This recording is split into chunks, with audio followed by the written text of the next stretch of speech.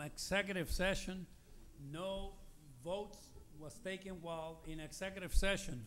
It is now 8:56. Sorry, my eyes. Oh, it's 8:56, returning back from. At this time, we're going to go ahead and vote. Mr. President, I have a motion on item 7E. 7E, and let me read it, sir. Pursuant to Texas Government Code Section 551.071, consultation with District Attorney regarding possible approval settlement agreement concerning cost number 2013 CIO 9538. Amy Neely is next friend of Aiden Neely. A minor versus Judson Independent School District, Cynthia Ambrose and Willis Mackey, individually in the District Court, 45th Judicial District, Bexar County, Texas. Go ahead, sir. Motion. I move that the board approve and authorize the board. Hold on. Oh, here. You read it.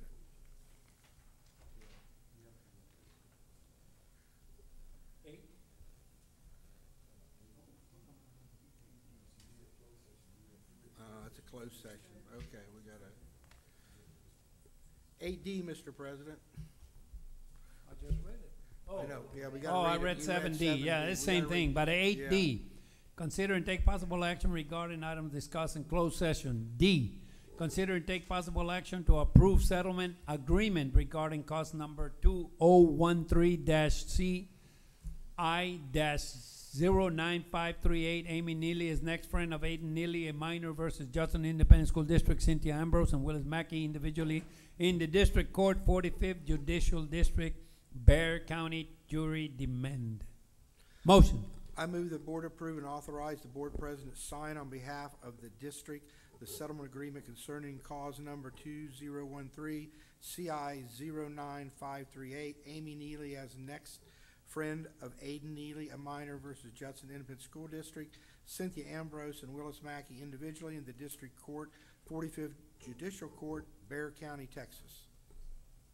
Second. Second by second by Mr. LaFoyle. Okay. Anybody?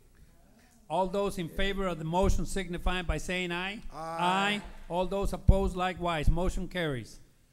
We also have to do the personnel report, 8A. Is that consider and take possible action regarding personnel report.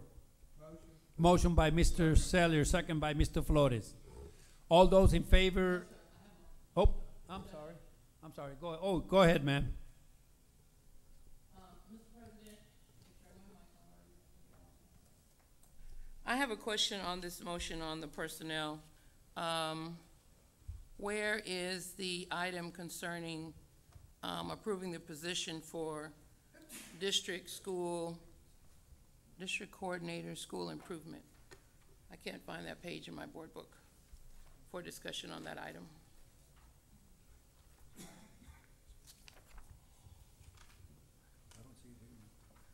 Dr. Mackey, can you help us with the page number? So we don't have to vote on it. So that's not before the board for approval?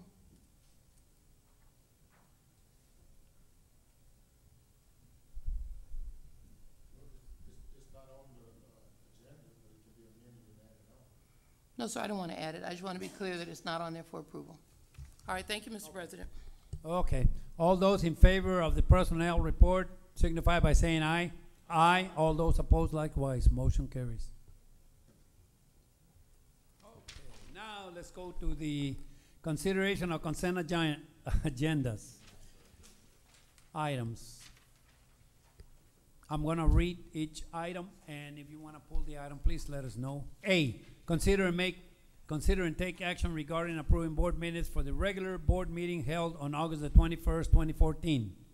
B, consider and take action regarding approving monthly financial information as of August the 31st, 2014.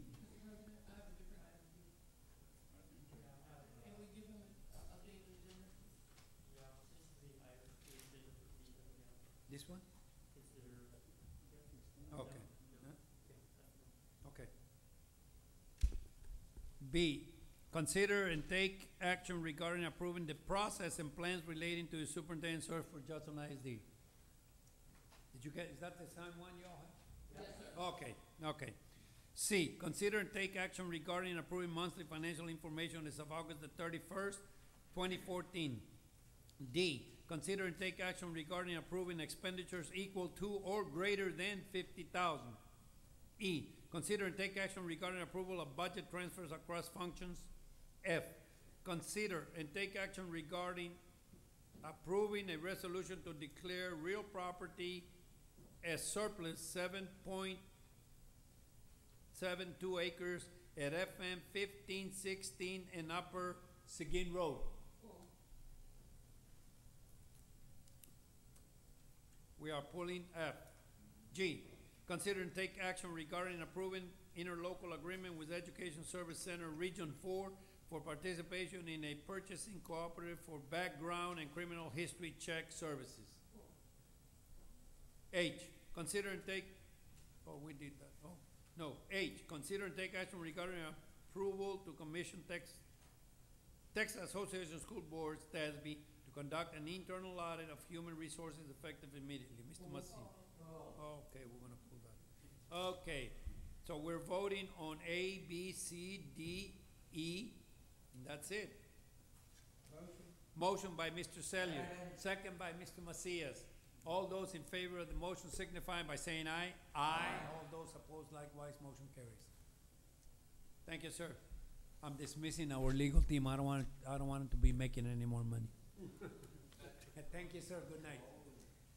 Okay, F, consider and take action regarding approving a resolution to declare real property surplus 7.72 acres at FM 1516 in Upper Seguin Road. Ms. Adair. Motion by Mr. Sellier, second by Ms. Adair. Ms. Adair. Thank you. Dr. Mackey, can you explain this? Yes, sir. The school district owns a piece of property that's on the corner of FM 1516 and the Upper Seguin Road. So if you're by Judson High School and you're going towards Commerce Elementary School, there is a little cemetery that's there on Upper Seguin Road. It's a property directly across the street from it. We've owned it back since, and there's a memo here that tells you the dates, is long in the 1800s, a long time. And we haven't used it for many, many years. And so we were approached by an entity that's interested in purchasing it. So we would appreciate the board declared it a surplus so we could go through the legal process that's required to be able to try to sell that property to that entity. One question that I had, Dr. Mackey, was when I read the item, it said to authorize the superintendent to enter, to take the actions. So if we vote to not only declare it as surplus, but to authorize you, then you would be able to sell it, choose the price, and et cetera, without bringing it back to the board? What does that mean? The law is very specific when we're going to sell real property, like land. And so what happens is we have to have it appraised first. And so we have to sell it at no lower than the appraised value of that property. So we can't establish any value lower than that. So if we move forward with this process, and we will have it appraised, and depending on what our what we determine from that appraised value, we're probably going to bring this back to the board because there's probably going to have to be, the entity that wants to purchase it is another local government, and so we're probably going to bring it back to the board so we can enter into an agreement with that local government, and so the board is going to be very involved in how we're going to actually dispose of it. Okay. In this particular instance, because that's who's interested. Nobody else is going to want this property except for maybe that particular. All right, thank you, sir. I'm looking on there, I don't see anything about the superintendent approving this, I was just looking through this. I don't even see it on there. I have 38. No, I mean on 38, it's the property, 49, That's just a declared yeah. surplus. No, that's It is, Dr. Maggie, I'm sorry, it is on the cover sheet for this action item. It's on page 49, and it says that the board is to delegate the authority to the superintendent or his designee for disposal of this property by whichever method that may provide the best value to the district. That's our standard verbiage that we always use for these type of items. But as I mentioned a minute ago, it is our intention to bring it back to the board because it is another local government that's going to be interested in purchasing this, so we will bring it back and have the board approve it. And if you'd like to amend it, you may, and strike that language if you like. No, I just needed clarity. I thought it was very interesting on when the donation was made to the district the 1800s. Sure. And so it's, you know, other than the fact that we've had it a long time, but that's pretty interesting. It was very interesting reading, and I just wanted clarity. Absolutely. Thank you. You bet. Ms. Williams? Sure, I do appreciate it if it's land that we're not gonna be able to use and we can, go ahead and sell it. But I just had one quick question, because I was looking at the history. This is something I've looked at quite a bit in the history of the district. Is this the original schoolhouse sat on this property? Yes. Because that- 1886, this is the original That is- one that we acquired, which that- is, that is it's correct. very sentimental, but okay. You bet. thank It you. is, and the reason we're not able to use it is because it is in a Flood flood zone, zone. And so we really can't yeah. build anything there, and we're having to maintain it, and we many times are threatened by that municipality that they're gonna cite us if we don't go clean it, because people actually go and dump things there all the time because it's just open. I know, all right, thank you. What's your name? Okay, thank you very much, Ms. Williams. Mr. Macias?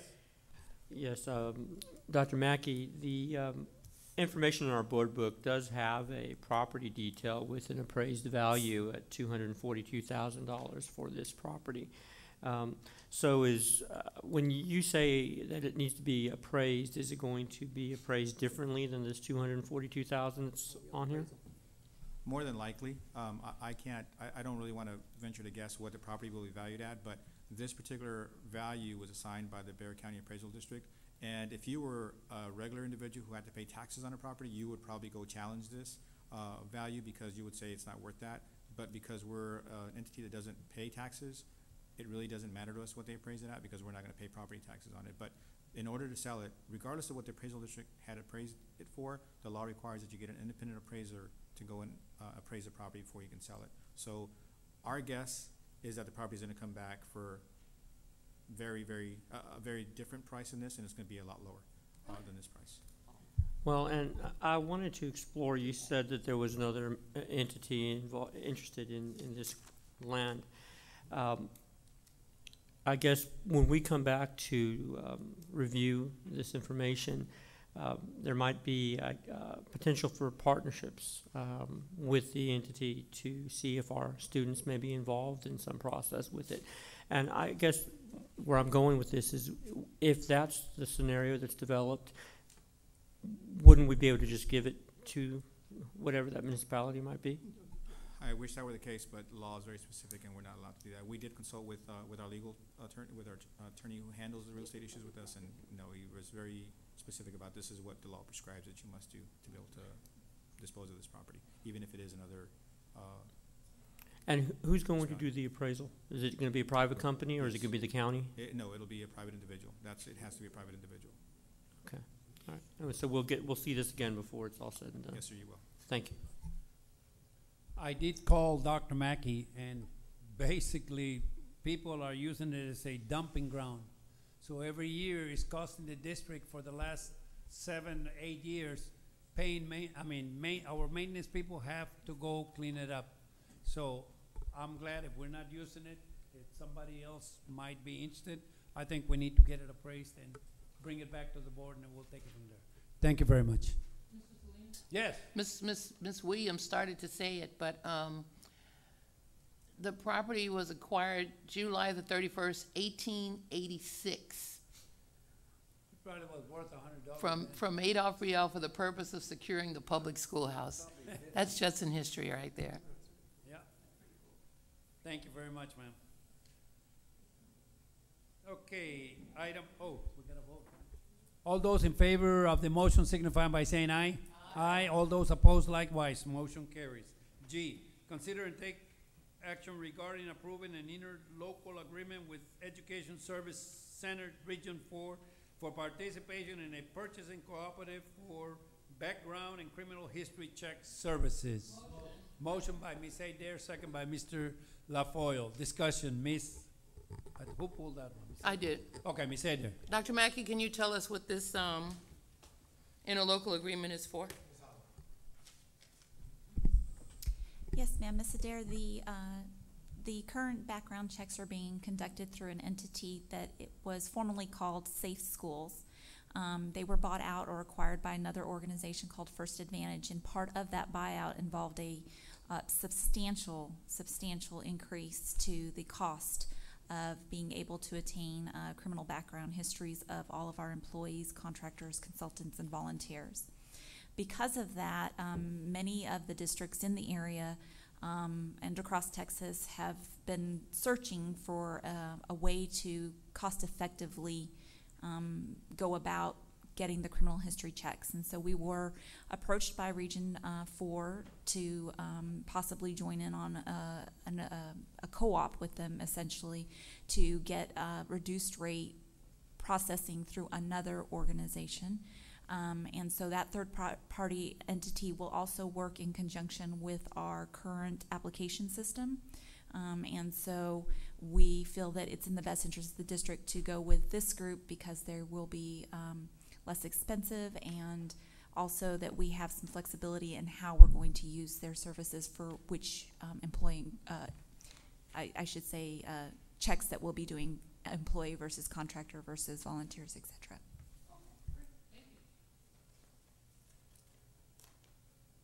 Mr. Macias. Yeah, I'm just curious. Region 4 has been identified. Education Service Centers Region 4. This isn't like the Region 20s and so forth. It's not the same thing, is it? Okay. And so Region 20 doesn't offer the service, just Region 4 does? At this time, Region 4 is built cooperative for this service. All right, well, thank you. Mr. Flores. Basically the same question. What are the other districts doing throughout the Bexar County? Do we know? Well, there are some that are going to be part of this cooperative as well. It really depends on how much they're willing to spend, so there's not been a lot of discussion. We should find out more at our next meeting, but at this point, we do know that there are some that are going to be going towards this cooperative as well. Okay, thank you. Thank you, sir. No further questions? Okay, we'll vote on the motion. All those in favor of the motion signify by saying aye. Aye. All those opposed likewise. Motion carries. Letter H, consider and take action regarding approval to commission the Texas Association of School Boards, TASB, to conduct an internal audit of human resources effective immediately. And that was from Mr. Macias. Motion by Mr. Sellier, second by Mr. Macias. Discussion, Mr. Macias. Well, I'll yield. I didn't pull the item. I mean, I'm obviously more than happy to talk about it, but I think someone else pulled the item. Oh, that's right. Well, Mr. Sellier? Mr. Sellier. Yeah, I guess the first question is, has anybody contacted TASB to see if they can or will or want to do it? Because they did one in January 2013. I mean, we're making a motion here to do something, and we don't know if the people that we're asking are willing to do it. Well, Anybody? I'm just asking the question. Mr. Flores, you have any insight into this, since you're on the TASB board? Well, I'm gonna go back on this. I've asked that, you know, we had this done in March or in January, and they gave us this report in March of 2013.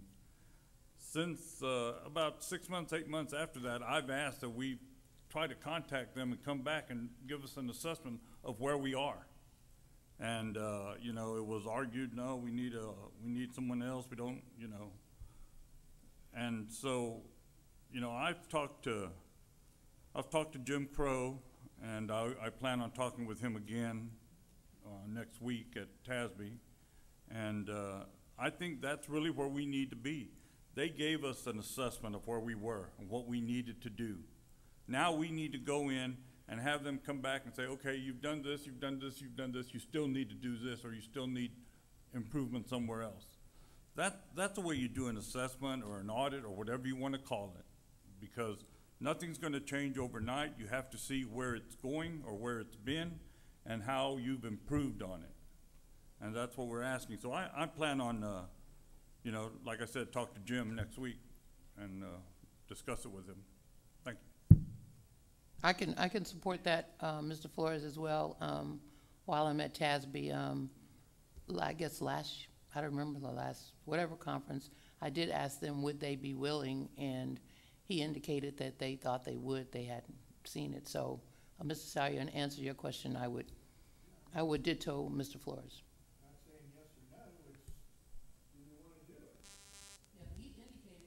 He indicated that they would be interested in Yeah, but it's an RFQ, Dr. Mackey, because we're gonna spend money? no, it's not an RFQ. We're spending money, yo. It's probably the least expensive. Yeah, I agree. They did, I think this one was done for like around 7,000, 8,000, something like that. I'd like to make a motion to table this until we get some information. 21? That's still less than 50. We have a motion to table to get confirmation from Desby, if I'm reading that correctly. Yeah, I just wanna know if they wanna do it. Second by Mr. LaFoil. Yes, ma'am. Go ahead. Oh, discussion. Right. Oh, we need to erase all those, right? Mr. Who's on and who's off? No, just, they're still there. He just made a motion in his Oh, time. Ms. Miss, Williams. Oh, it's okay, this is in response to. this is only in response to the amendment.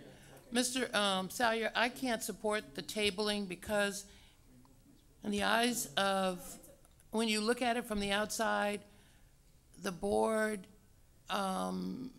did not take any action in HR on last year. We discussed it, we allocated money in the budget, the year went by.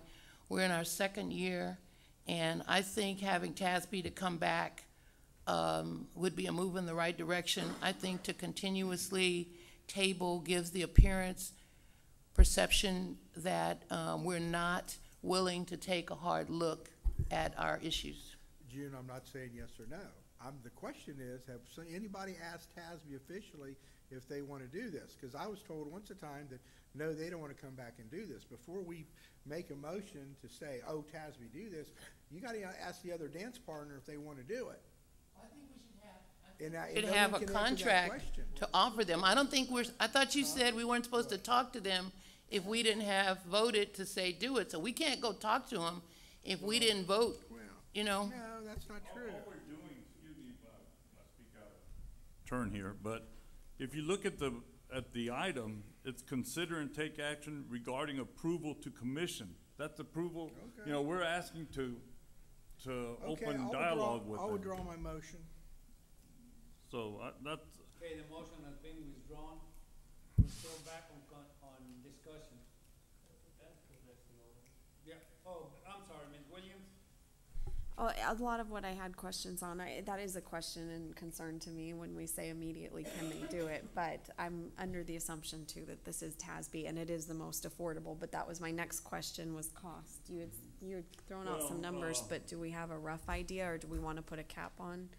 well, that will be part of it when we talk to them and Sure. say, hey, you know, we'd like for you to come in and do this. Tell us what it is, you know, and, I don't think it's within Dr. Mackey's spending. Okay, yeah. It's effective immediately in here. No, That's what they, it they, says. yeah, It's Yes. the you Well, know, but that's irrelevant. There might not be Yeah. Right. Yeah, they may not be, I mean, but we have to That's go. my talk point to on them. Initiate. Yeah. Yes, but we still need to initiate. What this is, we're taking action immediately. That's what this is. This has come round and round and round. This has been years in the making and it has not moved. So I think that the terminology in here to move forward immediately is very important. I just wanted to make sure we understand what we're moving forward with and how. Thank you. Yes, sir. Mr. Macias, Oh, good. then Mr. LaFoil. Yes. The intent behind this agenda item is to initiate our internal audit. As Ms. Adair had mentioned, we've already approved last year to have this internal audit, but we were not able to successfully find someone to do the internal audit. So this last budget cycle, effective this year, we did create an internal audit department. So I know that we've posted that. I'll be following up with the superintendent on how that is looking because we're supposed to be interviewing candidates for that. But it's not what this agenda item is supposed to detail, so we won't go too far into that. But the immediate part is that we're still seeing a lot of bleeding in HR. And so the intent is that TASB would initiate the internal audit, and until we have our department in place and created, to get a head start, because the longer we wait, the more impactful these issues in HR are going to compound. So the initiative itself is immediate because our concerns are immediate. A high attrition rate. We've had now issues with counselors that were overpaid. I mean, there are issues in HR, and we need to get them addressed, and rather rapidly. So this immediately is not just the commission. TASB has already conducted a risk assessment. They're willing to do it again, but we obviously need to be able to put support behind that as we start that process. I do agree with Ms. Williams. We do need to have sort of a cap on it, because this is not going to take away from the department's funding that we've created for internal audit. But as Ms. Adair has also alluded, Dr. Mackey does have authority under $50,000, which I wouldn't want to spend more than $50,000 for this first step. And just to be clear, this is not a review. This is a true internal audit, which I've been seeking for almost 2 years. And this internal audit will report directly to the board their findings in areas of compensation, recruitment, attrition. So critical areas in HR that we need to address. Payroll. So once we start this process, I think it'll give us the ability to strengthen and make our HR department stronger. But we do need to initiate it. And at this rate, we may not see an internal audit department until April, May, and by then it'll give us little leeway to impact the budget cycle. So we need the information as early as January and February, because we start our budget discussions in March. So it just makes sense, and I'm hopeful that my colleagues will support this effort, because we need to stop the bleeding.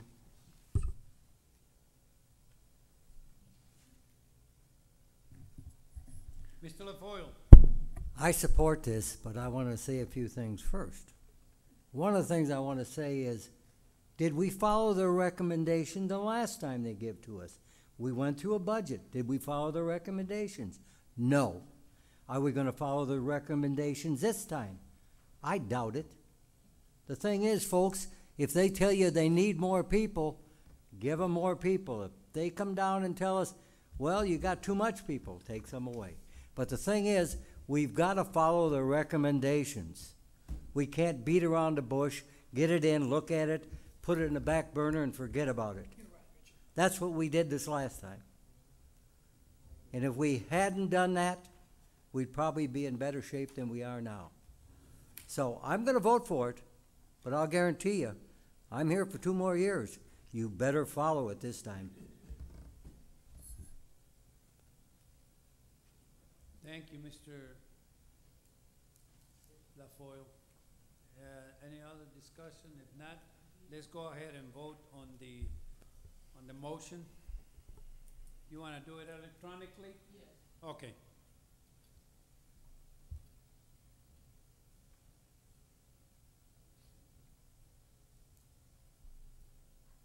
Motion carries 7-0. Discussion. Item 5, discussion, consideration of action items. A, consider and take possible action regarding approving request for proposals 14-31 for health insurance. And you will find that on page 105 on your board book. Mr. President, I recommend that we use Blue Cross Blue Shield as our plan provider. Okay. We need a motion.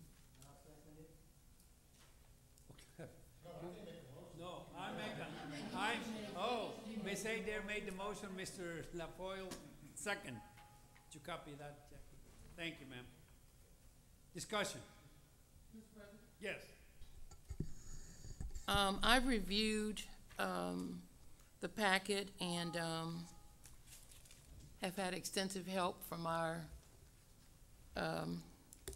people to help me understand a lot of it, and so I want to publicly thank them through the years, because this is the last time I'll be making a vote on the insurance, and when I came to this district, I had no idea of how this went, and so thank you for all the education and the time and energies you've spent in educating me on the insurance. When I own a big corporation, I'll know exactly how it works, and I won't be snowed.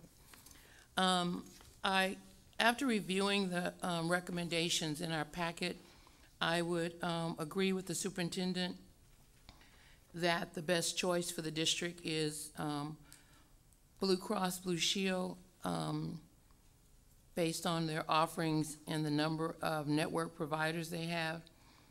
And so my motion is for that purpose of Blue Cross Blue Shield. But I do want to state I do have concerns about the deductible. I want to thank our agents for doing away with the deductible. Looking for my readable copy of the plan, because they can print it pretty small. Yeah. And so I'll give it back, Richard. And so the difference between last year and this year is our employees had a deductible last year of $250 on their prescriptions, and this year the plan says there will be none. And thank you, that's great. We also had to meet the deductible on our diagnostic x-ray and labs. And this year that deductible has been removed, and it's 70% instead of 70% after deductible. And that also will help our employees. The co-pays, because I wrote that down because that was a question, one of our comments during Citizens to be Heard. What percent of doctor office visits? And Dr. Mackey, could we have our insurance people to come to the mic to answer the questions?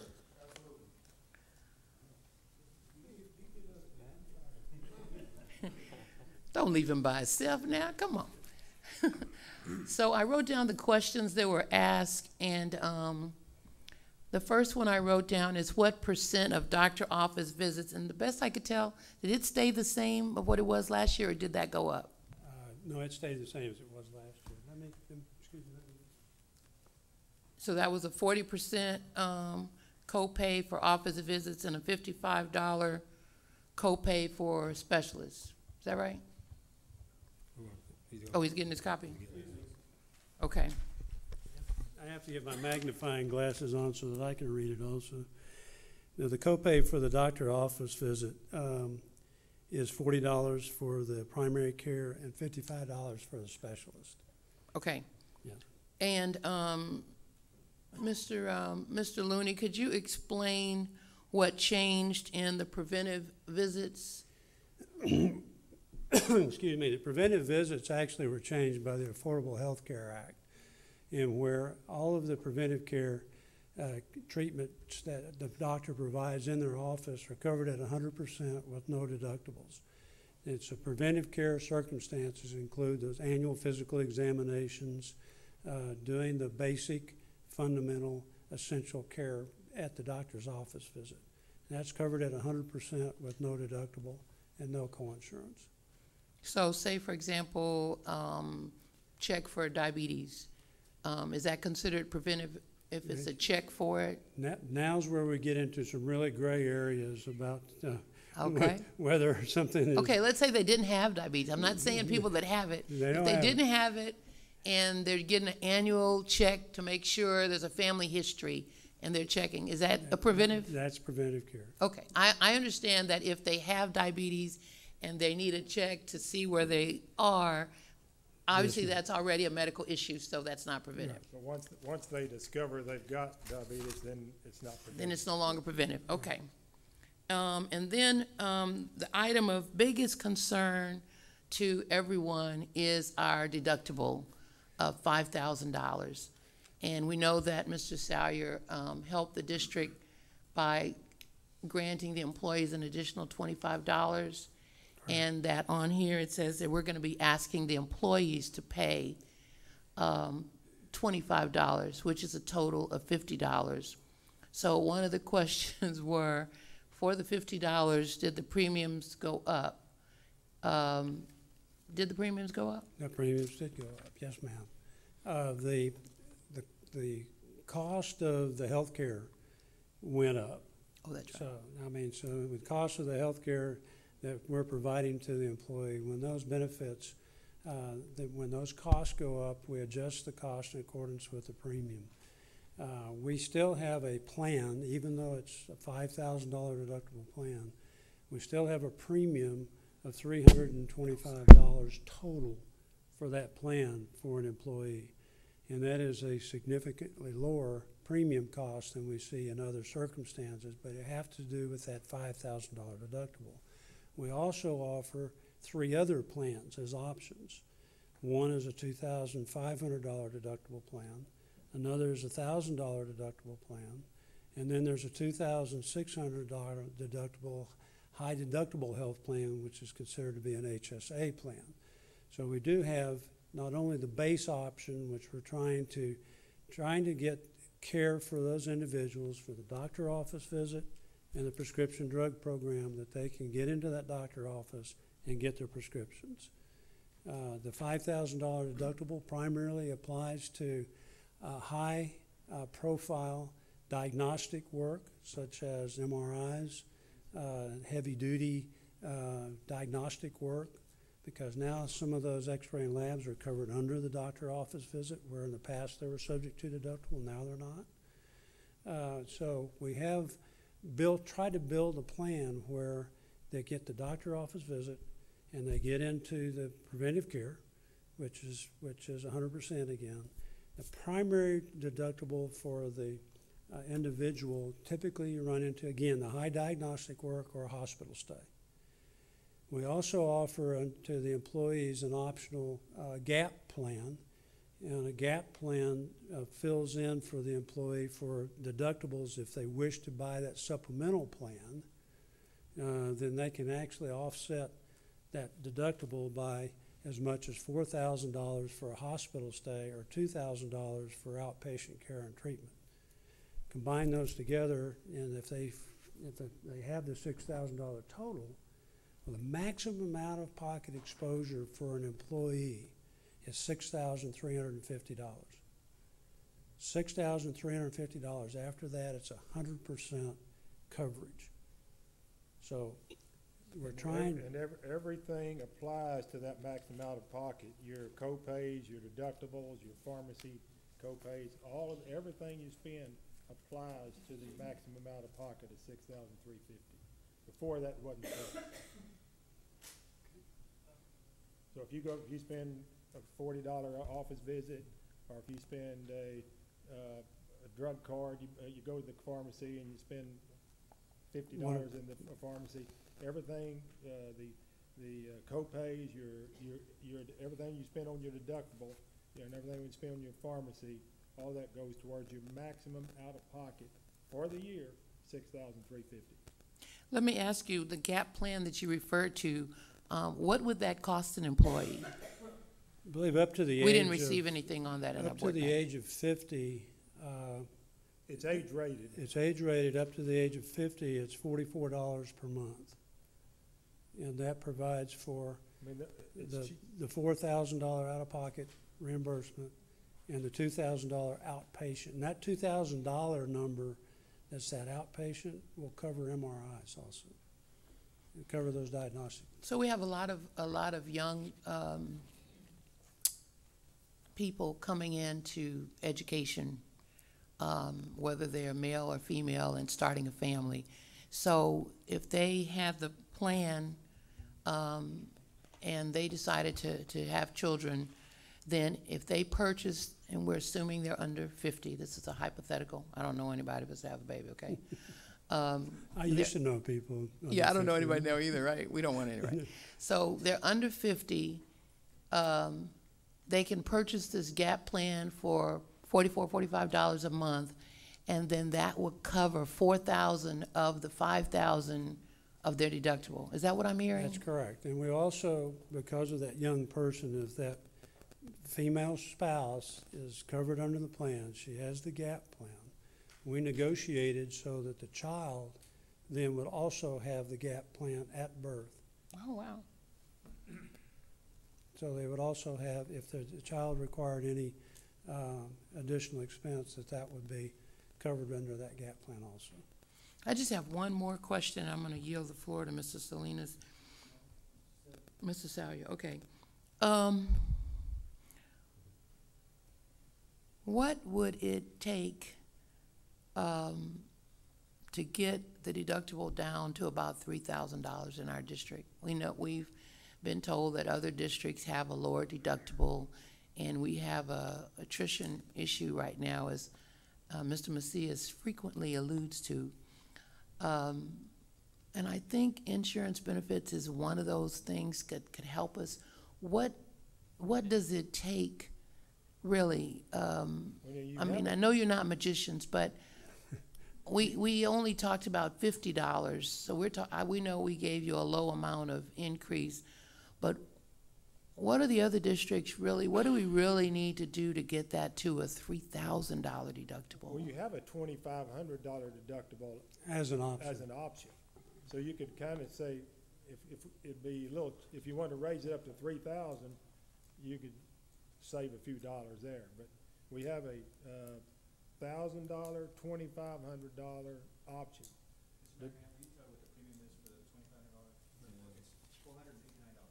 For which one? The $2,500 deductible is $489. What is that? What do you mean? Say that again? In the information you received in the board book, there's a column there that tells you that if the employee wants to buy up the insurance and buy one that has a $2,500 deductible, Right. it will cost the employee $489 to do that. So that says that if you wanted to bring our deductible to $2,500, it would cost the district $489 instead of $300 to be able to offer that. Okay, so the number that we see, where it shows 273.63, that's the difference between what we're already paying? Correct. Okay. So, I'm not referring to, the district, I'm gonna put Mr. Elizondo at ease until he doesn't get any more white hair. I'm not I'm asking losing mine. I'm not asking the district to come up with an additional $273. Correct. But I'm asking, is that all? And I'm hoping Mr. Salyer is following me, and he's our resident medical guy, so I yield the floor. Thank you, gentlemen.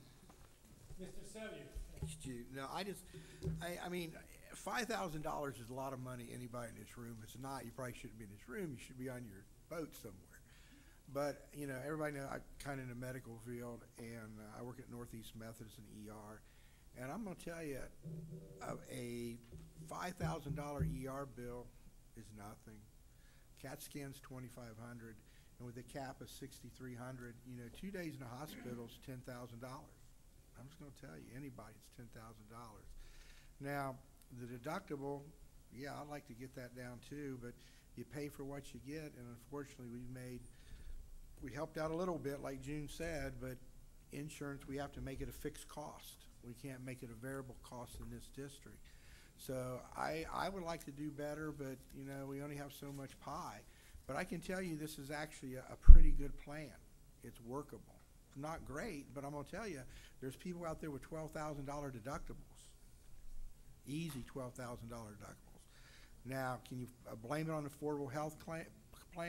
Well, I think it's the economics and the affordable health care plans involved. You can't point one finger at anything. The cost of health care is rising. I mean, it's phenomenal, the cost of health care right now. And it's the administration. And I'll give you a real quick example. The electronic medical record. We have to do, if you have any Medicaid, Medicare, and even Blue Cross Blue Shield, you have to have an electronic medical record. That's hundreds of thousands of dollars per institution to have that electronic medical record. So that's where your costs are coming, regulation and just the pure cost. So I tell you, I know $5,000 is a lot of money, but it's a lot better than a lot of people got out there. I wish we could do better. Mr. Salinas, if I could correct something real quick. The $489 that I told you, that's for the current plan that we have right now. For the plan that's being proposed for next school year, it's actually $575 is what it would cost. Thanks. I think, let me see your packet back, Richard. Well, we have on our packet, it shows 200 and, That's net of the contribution this would be made by the the part the district. employee would have to pay. Right, so if you wanted to offer that, you would have to offer the $300 plus that, so $575 total, if we as a district wanted to offer. Oh, yeah, that. no, I understood. Okay. Yeah. Thank you, Mr. Sellier, Mr. McMahon, and Mr. Looney. I've been talking to some employees, and I just discovered there's a big discrepancy on this thing.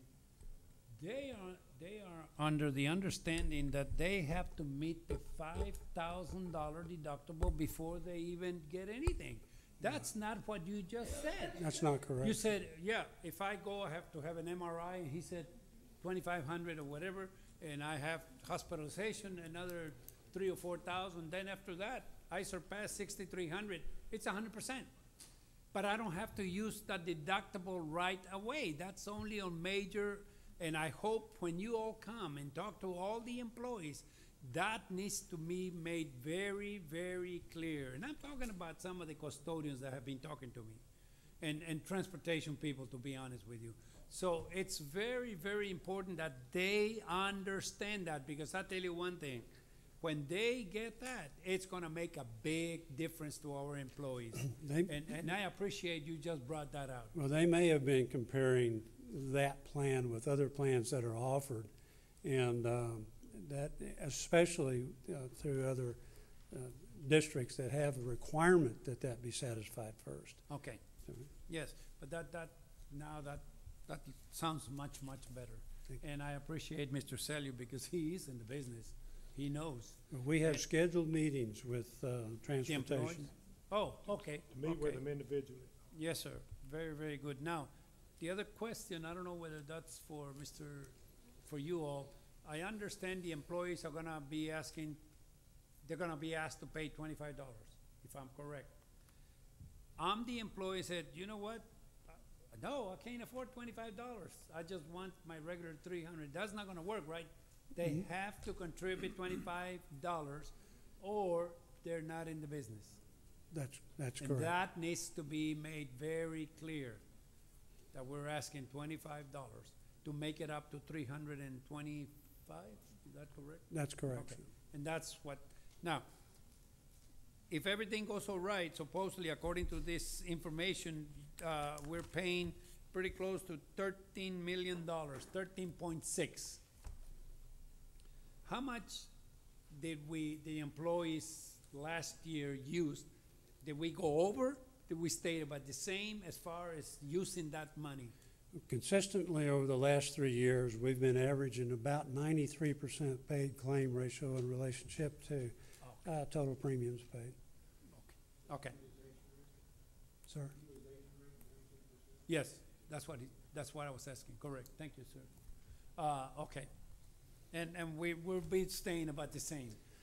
And We hope. can't tell the employees don't We go to the sincerely doctor. hope that working through an organization, currently we have a wellness coordinator on site that works full-time for the district, that's provided by Blue Cross Blue Shield, visits all the campuses and works with them on wellness programs to help develop a healthier work site and a healthier work base. Plus, we have a contractual agreement through Blue Cross with the Catapult Company, and I believe Ms. Adair had gone through the biometric screening that was provided, and that's provided for employees so that they can go through and have a biometric screen, set the base for their health care, get a report immediately, and help them to manage their care better. Okay. Percentage of our employees that have been participating in that, sir? I can't make them go to drink the water. But we are setting up meetings, constantly at campuses now. In the past, we're going to campuses, we're scheduling it well in advance. And remember, to have a biometric screening, to have it work properly, you have to fast the night before, you have to, the service is there, it's being rendered, we need to get better utilization from it. They're going through that process right now with the school just starting. Okay. Anybody, you finished with? Mr. Flores, yeah, I was gonna ask Mr. Flores. Okay, thank you. And then Mr. Macias. Did I understand you correctly when you said all your co-pays, your medicine, your therapy, whatever you get counts towards the deductible? Whatever you pay out of your pocket Right. goes against the maximum out-of-pocket Oh. limit. Okay, Which does is- it go against the deductible? Well, the deductible, accumulation of the deductible that you pay goes against the maximum out-of-pocket limit. So that, What he's saying. Okay, is- I'm It's asking not a you, like duplicate. co-pays, when you go to the doctor, does that count towards your deductible? no, No. it goes towards your maximum Okay, it out-of-pocket. goes towards the maximum, okay. Yeah. Like the 6,300. 6350. Okay. 63.50. Okay. I just wanna make sure. Yes. What does go toward the 5,000? Because I think, when I heard Mr. Salinas, I don't think that was quite on point. Okay. Most of the items that apply against the deductible are the high-cost diagnostic work, the MRIs, the outpatient examinations that are made, the physician diagnostic procedures that they go through where they're diagnosing. A lot of that goes toward the deductible. The hospital bill itself has an initial $250 copay, and then it's paid at 70% after that. So that 30% that the individual pays goes toward the maximum out-of-pocket expense.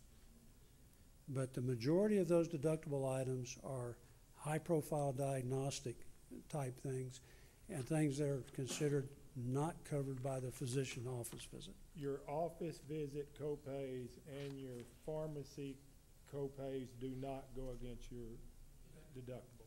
They count towards your maximum out of pocket, but they don't, the 6,350, but they don't count against whatever deductible program you bought. You'd be double dipping if it went both ways. Does that make sense? Any other question? Oh, Mr. Macias, I'm sorry. Thank you for your hard work on this. I guess just putting it out there, pie in the sky type of dreaming, I do think that there may be a correlation to retention and benefits.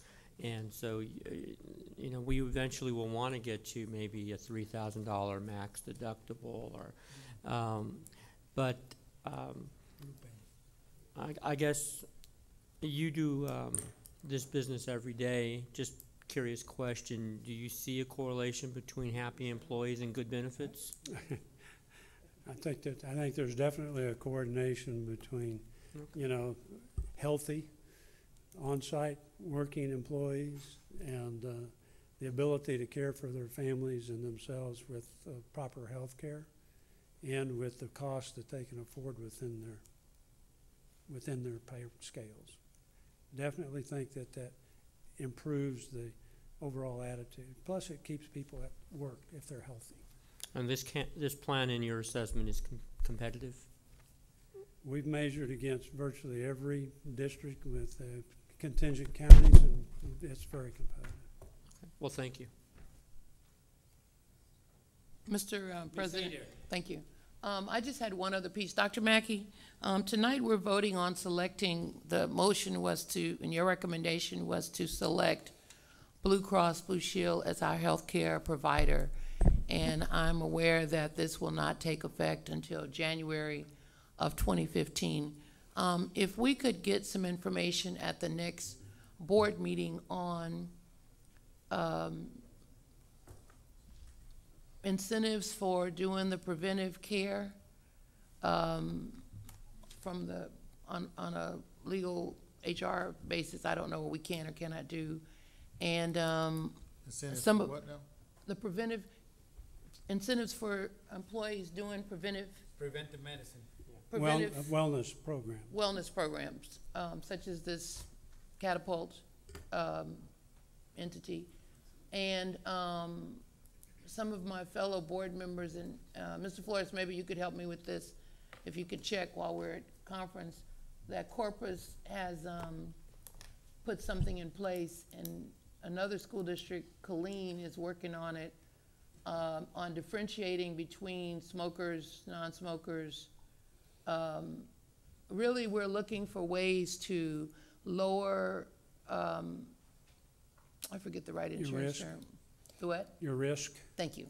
To lower our risk so that we might be able to lower our deductible for the employees. And also, we also discussed at budget to whom we're required by law to offer insurance to, and for the board to make a decision on that as well. And if I was unclear about any of that, just give me a call. Thank you, gentlemen. Okay, Mr. Flores. Just to answer you, June, the city of San Antonio, if you smoke, you have to pay $40 a month. Extra? Extra, yep. So, you know, it is done in places. Dr. Mackey will look into that for us so we can have some ideas, and I know Mr. Sari will help us with that. Oh, you're gonna be busy, sir. Oh, okay, we have a motion before the floor. We'll go ahead and vote electronically.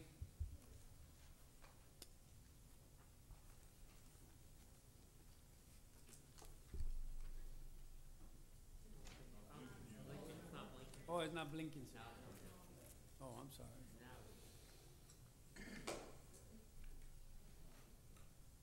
Okay, the vote is 6 for the motion, 1 against the motion. That was Mr. LaFoille. Mr. LaFoille didn't want to push no.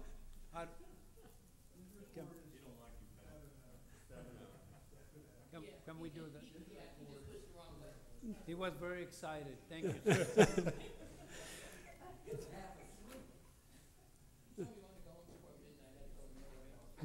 Mr. Salinas, Dr. Mackey, staff, thank you all very much for your confidence in our efforts. Thank you. Thank you, sir, and hopefully our employees will be looking forward to hearing what we heard tonight. Thank you. Mr. Salinas, Dr. Mackey, the other thing though, as far as the employees and morale, the insurance committee, they need to meet more than 2 days before school lets out. If they could meet during the year sometime and talk about how it's going, have our people come, meet with them, find out if there's any issues, kind of have an ongoing, you know, not every month, you know, maybe not even every quarter, but not 2 days before school you ask employees, because we don't even know who you guys talked to that even came back.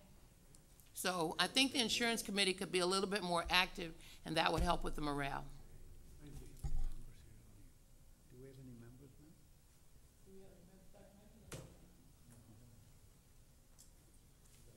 now? Okay, the next one, B. Consider and take possible, I'm sorry. Consider and take possible regarding approving school colors for the new high school being constructed on Evans Road. I have a That's on motion. page 111. I have a motion.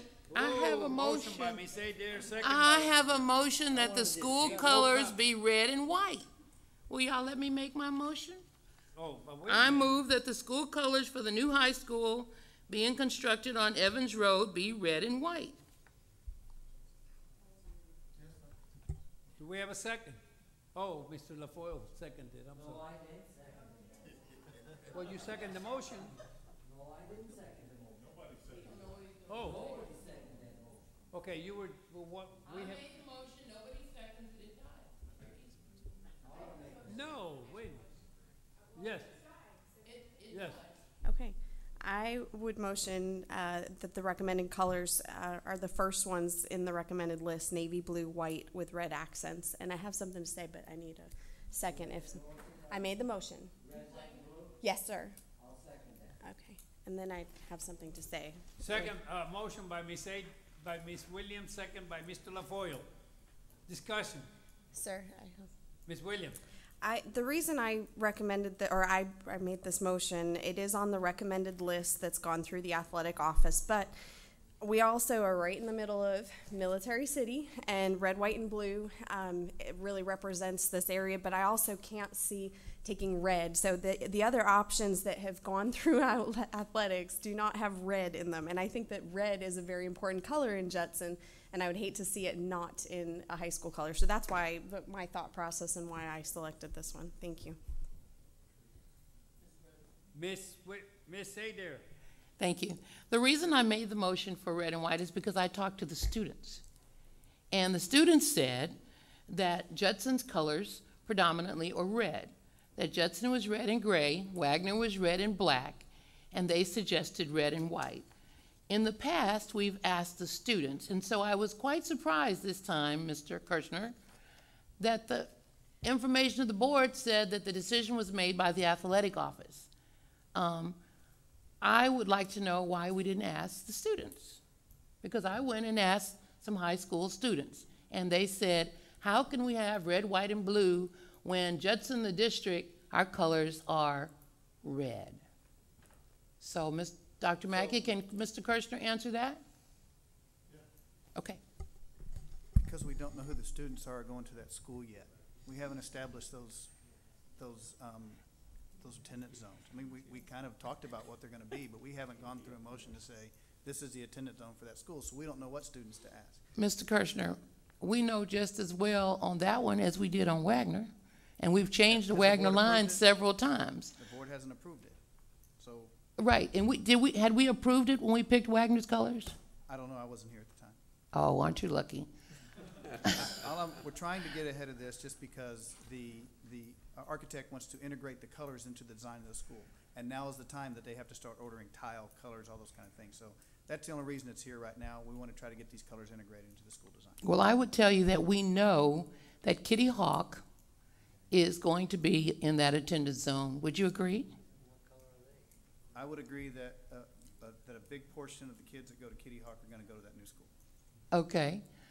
So, and then the next elementary school that's in the area is? No, that's the only, no, I'm talking high, I'm talking middle school level because, yeah, I said elementary, but I mean, that's the only middle school in that area. And so, you know, I'll support whatever the board decides, but I do think that we should keep in mind that the students, we did the same thing with JECA. We let the students come up and they came up with the design. I would have never picked Raptors. I would have picked the Eagle, but For what? because we're a military town, but When we get to the mascot, the students will definitely decide that at that time. Yeah. Well, it'd be easy, red, white, and blue, that'll be the papers. Is that right, sir? What? Oh, never mind. Who? We're not discussing that, sir. I'm sorry, I'm out of order. Jose, okay, LaFoyle, Mr. LaFoyle. I agree with what Beth said. This is a military town. We've already messed up one school. I won't mention it, but it's been messed up. So I believe that this is the right colors for this school. Yes, sir. Red, white, and blue.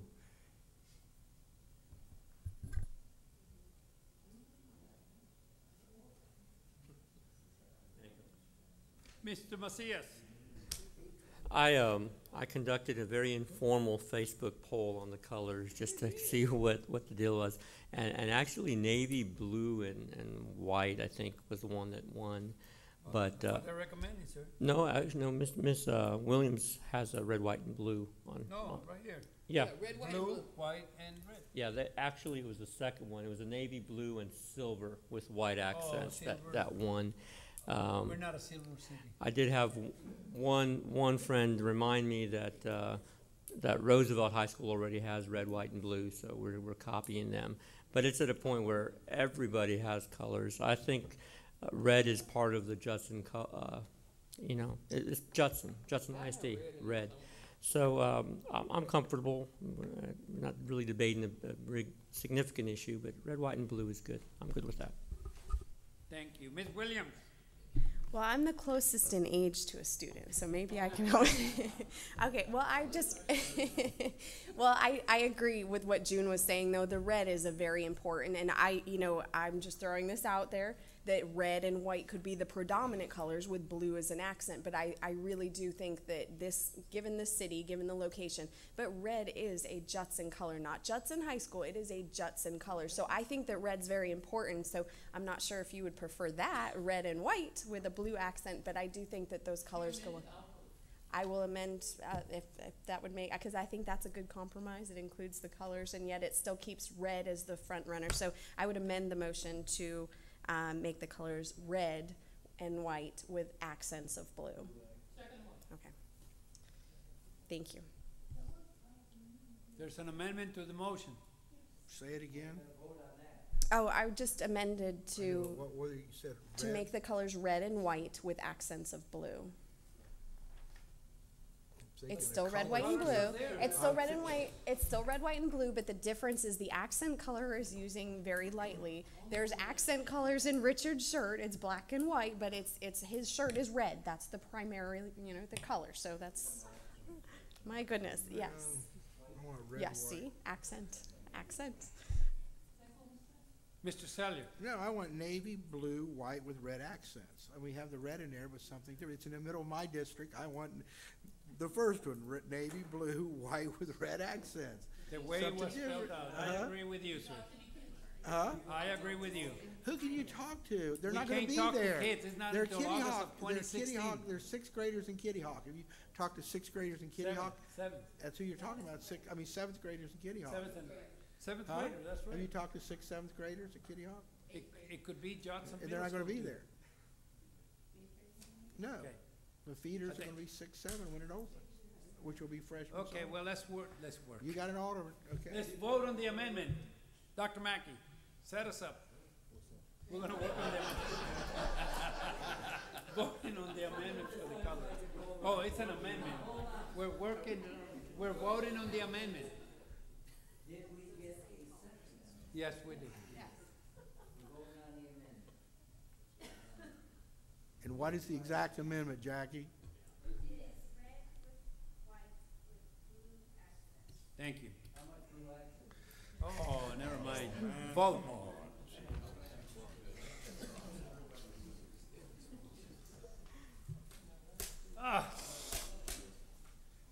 The motion carried, the amendment carries 4-3. Mr. Flores, Mr. Salinas, and Mr. Sellier, no. The rest, yes. Why are we choosing that? As We long want as some- they know it's red, white, and blue, let them decide the accent or on accent or We want whatever. something to look good. Okay, now we're back to the motion. We're voting on the motion with the amendment. Okay, clear? Okay. So, we can vote now.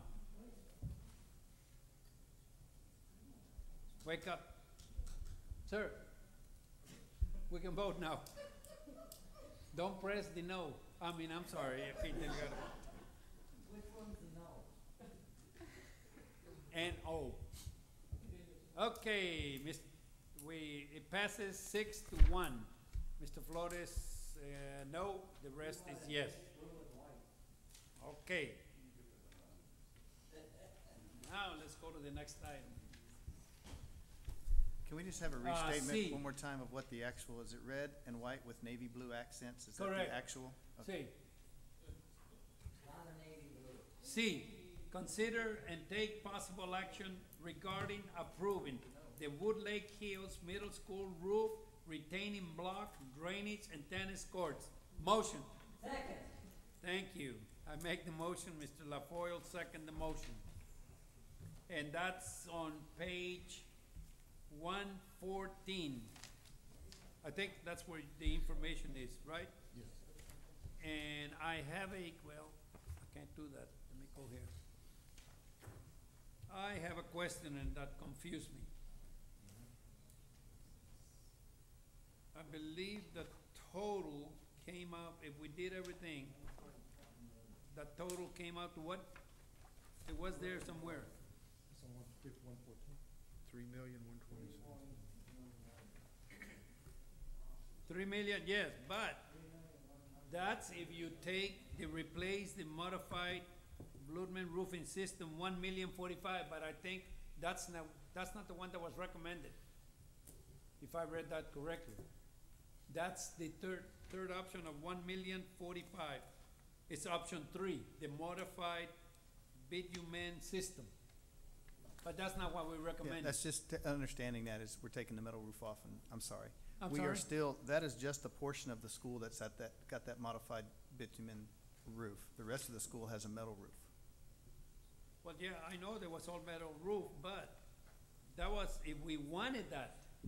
But that's not what it was recommended, if I read it correctly.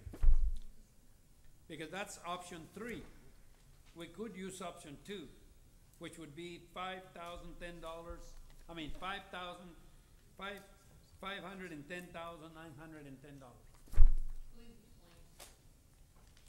me get to it. They're all talking about the roof, option 1, option 2, and option 3. So I wanted to know, why did we add the 1.45 million if we're not using that? I wanna make sure I'm looking at the same sheet you're looking at. Well, page 115, sir. It gives you option 1, option 2, and option 3.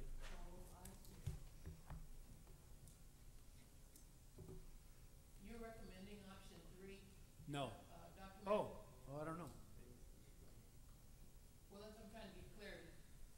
Dr. Mackey, you recommending option 3, are you recommending option 3 on page 115? It's a big difference. Modified bitumen system for $1,045,638. You see that, Mr. Kirshner? Okay, so I understand what you're asking now. You have one section of the metal roofs that if we just coat the metal roofs with a color, you're gonna look at $233,000. Correct. If you go with the next option, we can actually replace those metal roof panels for $510,000. Correct. And so then your third option, like you're talking about, is a full roof replacement with all modified bitumen assemblies is a 1.45 million. So we gave you the highest possible impact. That's why that's there. So what we need to decide tonight is, are we going to do all of the different projects? And if we're gonna do the roofing system, which one of those roofing systems do we wanna do? That's really what we need to get the direction on. You would Can I ask a recommend 2, question? sir? Well, that's the one I looked at, I said, well, What, can I ask a question? in between. Mr. Kirschner, Yes. what's the difference in the life of that roof between option 2 and option 3? Can you, You know what, I think I'm making a mistake on that. We have sections of that roof that are modified bitumen right now. Option 1 and 2 is just to deal with the metal roofing panels. Option 3 is to also replace the modified bitumen roofs as they are. Because if you look at the roof, it's a very sloped roof. That's where all the metal is. We have sections that are modified bitumen, over the front building, I think over the gyms, those kind of areas. It's gonna cost us $1 million to go ahead and replace just those modified bitumen roofs. And then the other piece is just for the slope roofs, just for the metal fractioning. The reason that we asked them to set it out as options, because there's different stages that we can go through.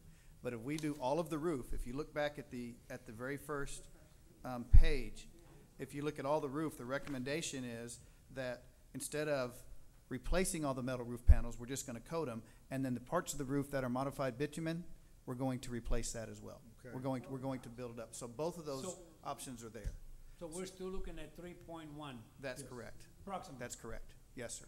Well, we don't know until we go out for RFQ. To go for a full bid. Right now, we're asking approval. We've already got approval for the designer to go ahead and start through it. The designer will do all their documentation. Once they design all this stuff, we owe them 80% of their design fees. And at that time, we come back and said, okay, we did all this, we bid it all out, this is the exact cost. Anything we do at that point, we pay the remainder of the design fees and of course, the construction cost. So we're asking you at this point, if you tell us, you know what, I'm not saying this is what we're gonna do, but we're not gonna design the tennis courts right now. Let's say we're not gonna do that right now. Well, we don't ask them to design it and we don't have to pay for the design fees right now. Once we ask them to design it, we're on the hook for 80% of the cost of that. So we go out, we say design it, we bid it out, and the tennis courts come in at $790,000. Well, we have to pay the designer, even though we don't accept it at the time, we still have to pay them 80% of that fee. The last 20% is just the construction administration. So what we're trying to do up front, you need to let us know what parts of these projects you want to work on, if you want to work on all of it, because once we bid it out, we're on the hook for the design fees. If you say, you know what, we're not going to bid it all out right now, we're only going to do these sections, now we don't design that, and we don't have to pay for the design fees on that section either. But well, I'm sorry. If we're gonna design it, we need to design it for those items. I've been after those tennis courts for the last 2-3 years. Right. And it's not fair that those students have not been able to use those tennis courts in years, probably 5 or 6 years. That's correct. And I understand they're in real bad shape. You cannot take a risk to take those students and practice over there. So it's not fair that the other middle schools, they all have what they need. And I was just using that as an will not- example. Well, I will not remove it from that item. I was just telling you, that's an example. Yes, We could I take any piece understand. of that and take it out, Yes, sir. basically. But And the next question would be, do we have the money from, the, You know, it's fund balance, all this comes out of fund balance. we don't have anything left?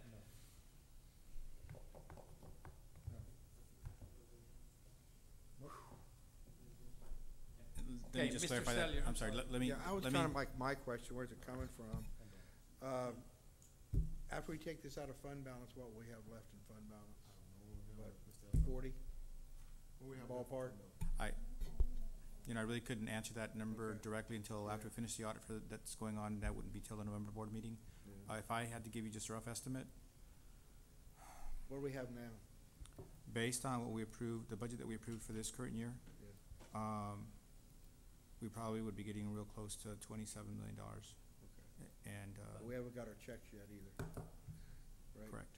We haven't got our checks, okay. But, what, after we ended the year, June 30th, there was nothing left? Nothing transferred? Oh, yeah, yes, that's why I'm saying, I don't know what that number's gonna be Oh, exactly okay. yet until Okay. November. Well, so but- you can tell us on the next meeting that we might No, have, right. special or not, you can. Right, but it's not gonna be $40 million, So the board she's will- right. We Okay. don't, we don't get Right. our checks. And just till one October. point of We clarification, don't get our state checks till October.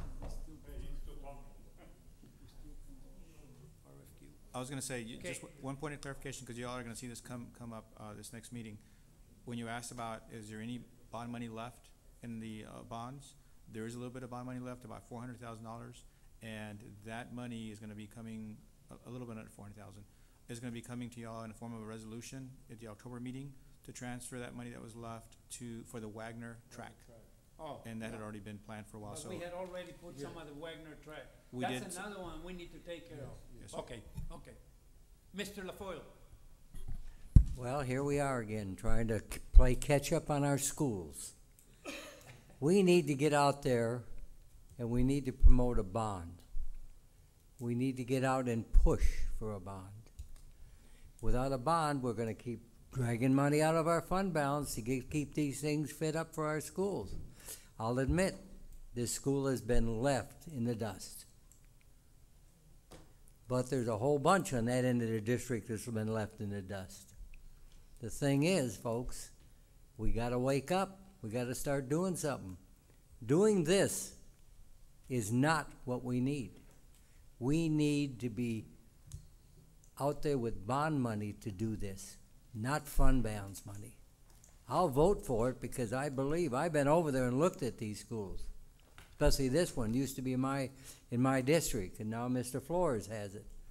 The thing is, we are letting these schools go to waste. They are deteriorating before our eyes. The thing is, we need to get a bond, and we need to get one going now.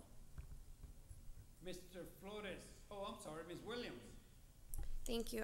I'll also support this, and I do echo what Richard's saying in terms of a bond at this point. However, I do have long-term concerns with this because this is, I just replaced a roof on my house this summer. It's something I knew was coming up. It's a 20-year-old house, and you budget for it and you save for it. So it's not just always about bonds, but it's about preventative maintenance and routine things that we need to do in our district.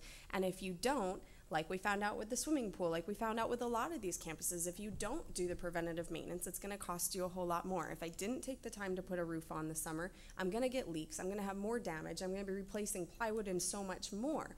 So you take the time to budget and save up ahead of time, knowing that a roof only lasts so long, that a tennis court only lasts so long. So it's not just bond, although I do agree at this point, I support that as an option, but it's also long-term and being a little bit more fiscally responsible and preventative maintenance. And preventative maintenance is something we've talked about, and we've asked for some of those long-term plans, but this is what I'm talking about when I say preventative maintenance, is things that we know that we can predict. We're going to need new roofs, we're going to need new grounds and all. So I echo all of what Richard said. I really do agree, but I will support it. My only other question, though, is I do see that the construction start date would be proposed for June of 2015, so this coming June. And it's 2 stages, and I understand that, so it won't be completed until the next summer, the summer of 2016. Will the construction of that phase just happen during the summertime, and then it will pause and then resume the next summer, or will we be doing these construction projects while students are present? Some of the things we can work on while kids are in class, while the kids are in school, like the tennis courts. Sure. That's away from the building, it's not an issue. It's the Yep. roofing system that's the main piece that we need to do over a course of a couple of summers. Even the retaining blocks, we did the same thing at Park Village, where we just dug around all the way around the school, replaced the retaining blocks, kids were there, and it just didn't, it wasn't as big a deal, because we can work around that. But Sure. the roofing is the big deal. Okay, and that's, because that's the big deal, though, is because students can't be present and we only have so much time off. Okay, thank you. Mr. Flores? Thank you. How energy efficient are these roofs? And I take it to Mr. Raspberry a little bit, yeah.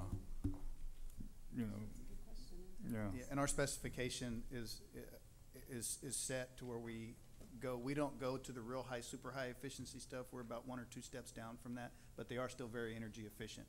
We can get some coalitions. We're actually getting our whole district roofing plan redone. We have one that's from 2008 that we keep kind of upgrading on our own, but the roofing consultant has agreed, because he's got so much work from us, he's going to take his old plan and update it for us here over the course of this year. So, and it is an efficiency rating not only for longevity but also for energy efficiency. So, I can get more specific figures, the R values and those kind of stuff for you if you want them. Okay, thank you. Mr. Macias? I still think I get dirty looks from Wagner since I didn't support their track. I'm just kidding, they like me.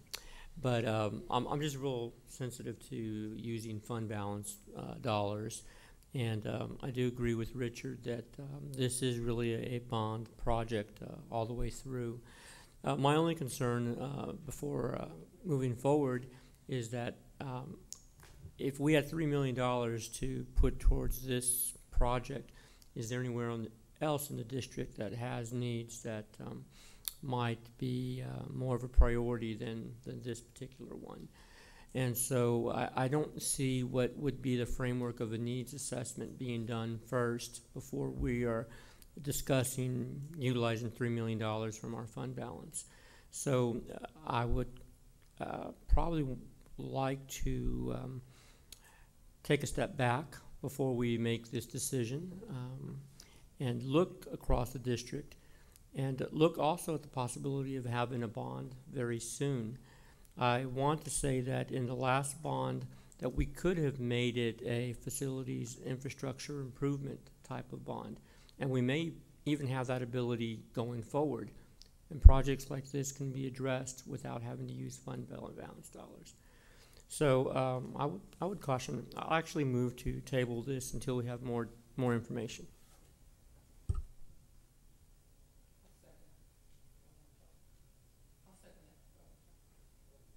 Okay,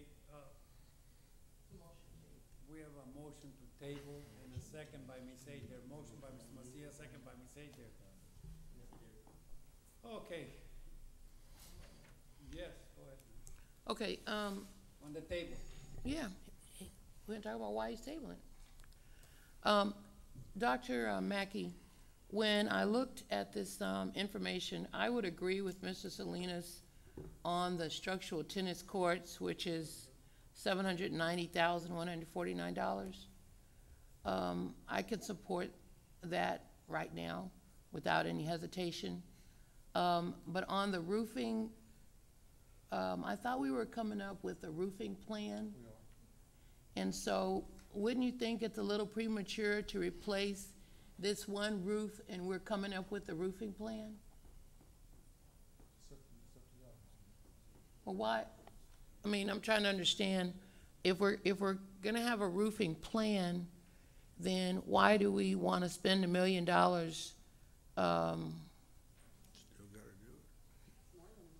It's more than $1 million.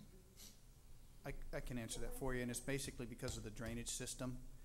Because you see this at its gutters, and it actually, right now, the water comes right off the roof and hits the side of the building and hits right at the base of the building, and that's why we're getting all these issues around the outside of the building. That's why we got holes around the outside of the building where people can get under the building. So if we're gonna go add the gutters and took the downspouts and fix the drainage issues, we might as well go ahead and do the roof, because we're there, and there's gonna be a lot of work, because we're gonna come back and do the roofs in a few more years. Why not go ahead and do it all now?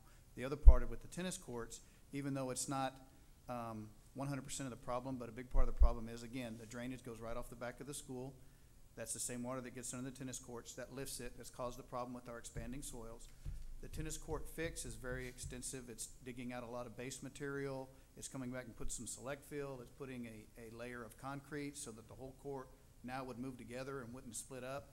But if you don't fix the drainage problem with it, it could affect the life of those tennis courts too. So even though the tennis courts to do that right now would be great, I think we're gonna run into some more problems just because if we don't do something about the drainage as well. And if you go to that school, you'll see even the front of the school, especially the parking lots, you'll see a lot of upheaval and you'll see cracks in the parking lots. It's all related to the drainage problem because the water just sheets right off, goes underneath, it swells the soil, and it's lifted up and it causes a lot of problem in the parking lots and the front bus loop as well, which is concrete. So there's related issues. Okay, so, Dr. Mackey, the problem that I have with this is one school with these issues brought forward, and we know we have a limited amount of money in fund balance. We don't have a whole picture of the other schools and the priority. I think we asked for, Mr. Flores was on that committee, when we working on a facility plan of 5 years. Yes, we're working on it, yes. So I just think we're doing things out of order if we're gonna go ahead and we're gonna spend $3 million and we don't have a picture of all of them and all the repairs. I agree that you need to do it, but I can't support $3 million on just this. I can support the tennis courts, and if you tell me that building the foundation retainers is something that is immediate, that you can't wait until you complete the facilities plan of what all we need to do, then, tell me if that's something. But the tennis courts is something that the students are being impacted right now. Is the roof leaking? No, ma'am. Okay. Mr. Sellier. Yeah, I mean, it's the old saying, pay me now, pay me later. Look at the time frame. It's not gonna be completed in 2016. So if we wait for a bond or wait for this, what's it gonna look like a year or 2 years from now? It's a drainage problem. You just heard Mr. Kirschner say, you put the tennis courts in and don't fix the roof, you're gonna have problems with your tennis courts. Right. The other thing is that water coming off that roof, and I've been over that school, it comes off. Look around that school, like a lot of our schools where we didn't put gutters in, they have little ridges, little holes, little troughs, right, all around the school. And what that does, that creates erosion, in that foundation. Is it more than just, they got on me about not turning on my mic. I'm trying to remember. Is it more than that school where we have that problem? And are we gonna throw all our money just at Woodlake Middle, and then what about the others? It's not throwing the other, I understand exactly what you're saying. But this is an opportunity to fix Woodlake, and I guarantee you go around this district, okay, in the older schools, you have that little ditch around where the water comes right off the roof, and it depends on how stable the ground is around those schools, what kind of erosion stuff you get. To me, I'm voting for this because it's an opportunity to fix something we can fix. And I'll go right back to the security, anyways, for the schools, We had a chance to fix half of them. Two of them one was, correct me, 800,000, 900,000, the other was 500,000. But we could fix 10 elementary schools for $1 million, but nobody wanted to do it. So that problem hasn't been addressed either. But when it comes to physical plan, I'm gonna tell you, $3 million is cheap today. It's gonna be a lot more expensive 2 years from now when you pass a bond or do something else. Money in construction is cheap today, okay? And I won't vote for I'll vote for the roof before I'll vote for the tennis courts, because there's no use, you're talking about throwing good money after bad. Fix the tennis courts and don't fix the roof. But there's no leak on the roof, and they can't play on the It's not the leak, June. The roof is not leaking. What Mr. Kirschner's saying is the drainage off the roof. It's the runoff that's causing the problem. The runoff is creating the tennis courts the problem. You're right, the roof's not leaking, right, Mr. Kirschner? It's the runoff. It's how the school was built with no gutters, so the water comes straight off the roof. If you look around that school, it's got a little ditch all the way around it, and that causes soil erosion and runoff. It causes different paths of runoff, and that's where you get the soil erosion. Is that the item? Is that the item that says parking, ADA access, drainage, 729-146? Yes, I had to look at it, but Okay, so if we did the drainage and the tennis courts, that would still only be 15? you can't do it like that, Junior. It's kind of all. The only thing that you can take out is the tennis courts, because if you don't do the other, there's no use doing the tennis courts. And I understand you're on big tennis courts, and that's okay. Oh, I'm But not. I mean, if you don't do everything else, there's no use putting the tennis courts in, because you'll be wasting money and be digging them up. Can I just make one point, just so we understand? That drainage and the parking, the ADA access, is the one issue with the, what I was explaining about the parking. If you go down to the metal roofs, install gutters and downspouts for $233,000, those gutters and downspouts are the key. So let's say that all you decide to do is we're gonna coat those metal roofs, we're gonna put gutters and downspouts on them. So now we've solved the current sheet flowing off the roofs, and now we've got them diverting away, okay? Now we're not gonna have the problem down the road with the tennis courts, because the sheet flow is not gonna be there. Okay. The building foundation retainers, that's the retainers that go all the way around the building. Right now, we've got them covered up, the holes covered up with metal panels. We throw dirt on it. We have to keep going back and doing that, because the retainer that's underneath there is a kind of like a plastic sheet, looks like a big corrugated sheet. That's worn away and rotted. But if we divert the waterway, it's not gonna continue to do that. That's something we could come back later and do if you feel like we need to do that. So, I mean, if you're gonna do the tennis courts, I definitely recommend doing at least the coating the metal roof panels, install the gutters and downspouts, and that'll take care of Okay. a big portion of the problem that we have right now, which is the runoff and the drainage. The other items are still gonna be there. It's still gonna Sure. be an issue, but maybe it's something we can cover later. I can support that. Thank you, Mr. Kirshner. I can support, the 233 and the 790, which comes to one. But Mr. Elizondo, though, you said you couldn't give us exact, had about 27. We're just starting the school year. How much money do we need to have in our fund balance? Based on our current employees and our costs and expenses? You know, I gave you all that number during the budget. I don't remember that number exactly off the top of my head, and I hate to not We give you didn't put number. this in the budget. No. What the required fund balance, you know, to meet Right. the board policy that Based we off have in of place.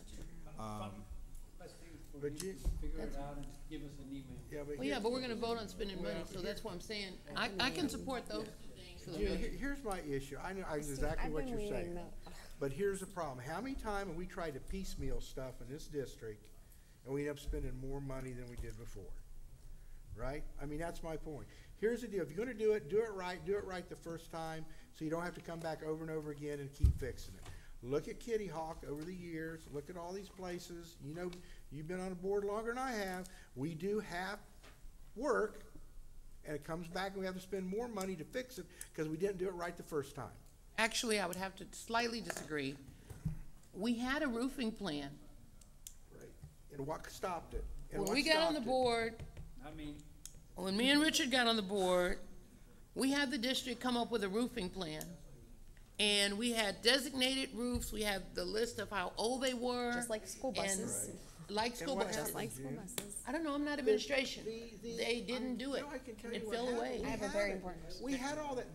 The 2010 bond had everything in there. I know. Remember who I was on that bond. It had everything in the district to fix, and it failed. There was a roofing plan. There was everything in 2010 was all done and laid out what needed to be fixed in this district, and it was voted down. So that plan is still there. Then what come along? The legislature cut us. The legislature cut us, right? So we had to do what? cut, cut, cut. So the bus plan went away, right? The roof plan went away, all our plans went away. Why? Because you couldn't do it because we were playing catch-up. That's exactly what happened. We had those plans. And if you look at the 2010 bond, Junior, it's all right there. Nothing's changed. Ms. Williams? Okay, I agree that we can't do a job halfway. If we're gonna do it, we need to do this, June. There's no point in putting something in where it's gonna be eroded and taken away.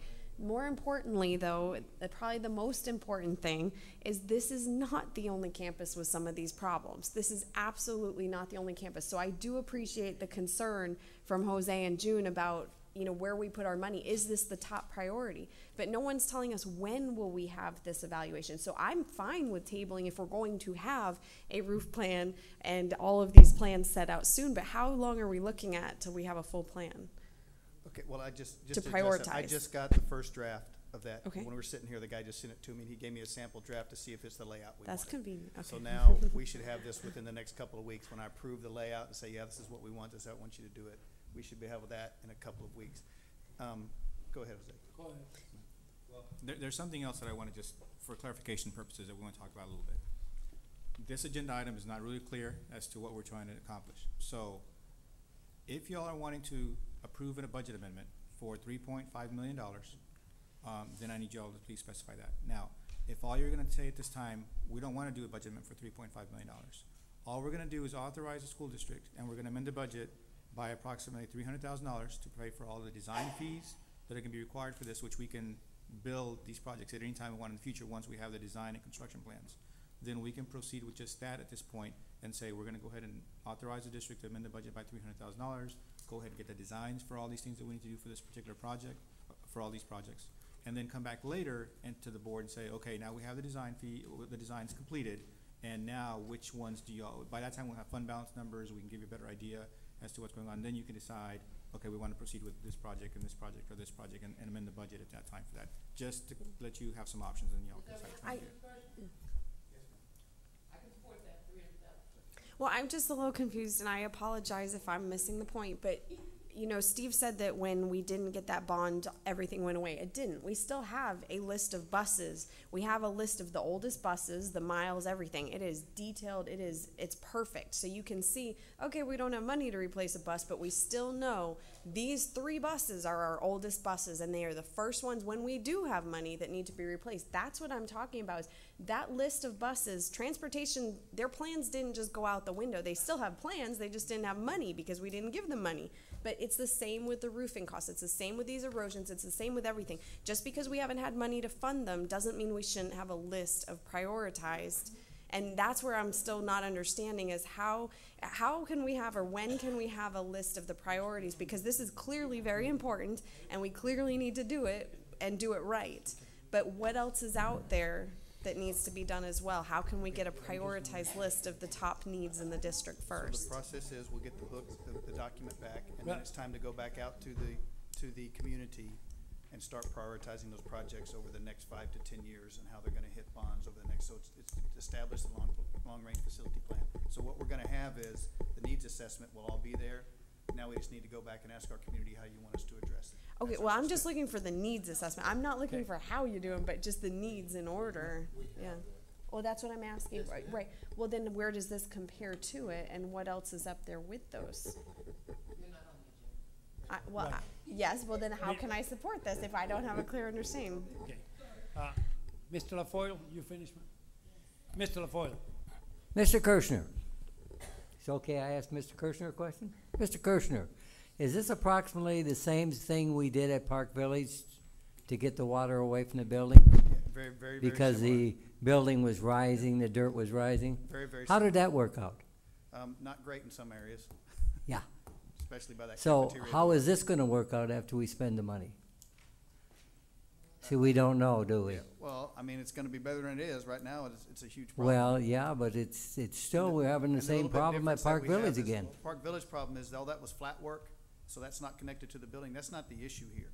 The issue is not with the flat works immediately, I mean, not the stoops and stuff immediately surround the building. The problem here is with the tennis courts and the drainage and the parking lots, which are all extended facilities away from it. Park me Village, ask you a the issues question that we then. have are right next to the building. Okay. Those Are the you issues. gonna extend these downspouts out far away from the building? Yes, and they will go out into wherever the stormwater goes. Okay. It'll be away from the Okay. building. All right. Before we continue, I'm gonna call for the question to, I'm still talking. You don't have the, oh, you okay. can't stop me I thought he talking. was finished. Well, I'm I'm sorry. gonna filibuster. Oh. Leave it, I gotta get you one time, man. So, what is the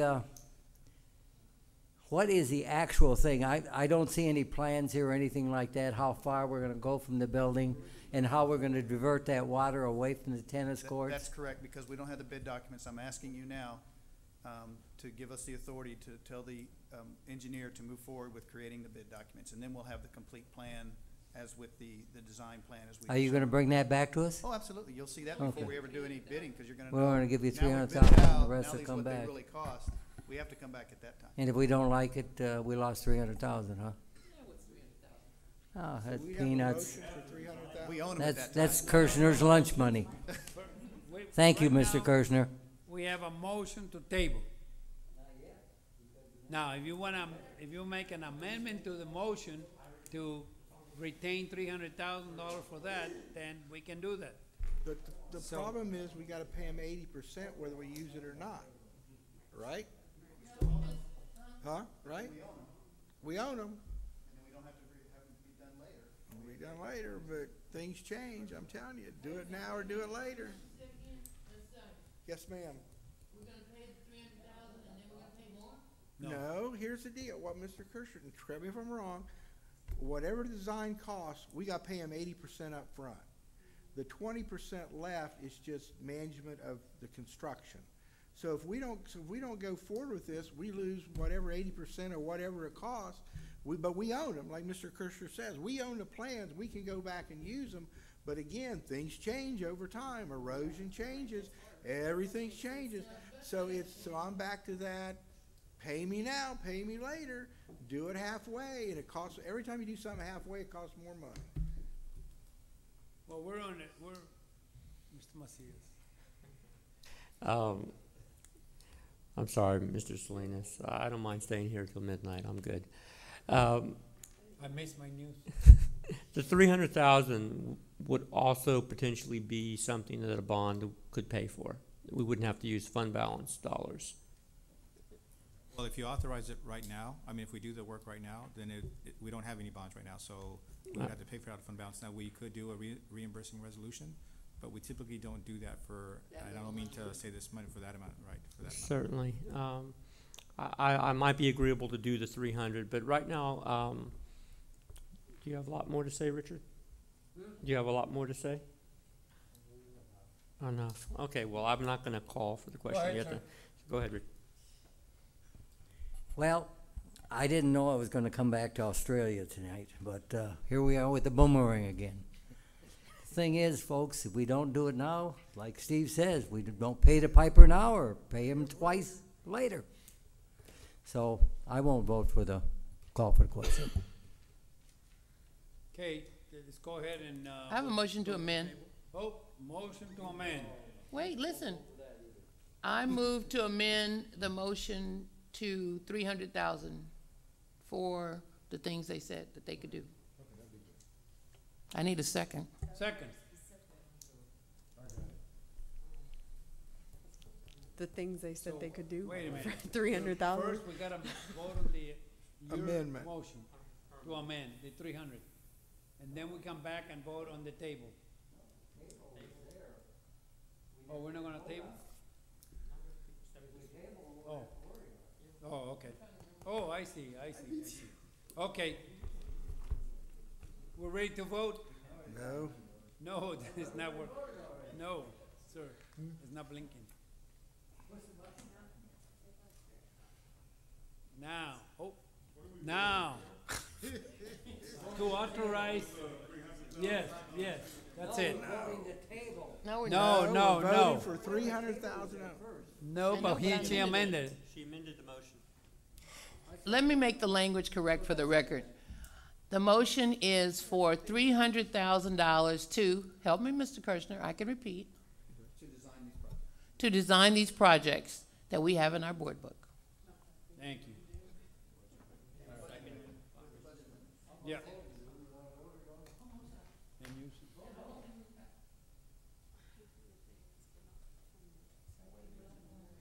okay, we have 4 yeses and 3 noes. Mr. LaFoille, Mr. Sellier, Ms. Williams. And the rest is 4 yeses. So the authorization of $300,000, the motion for 300,000 passes. So now, we're out of this thing.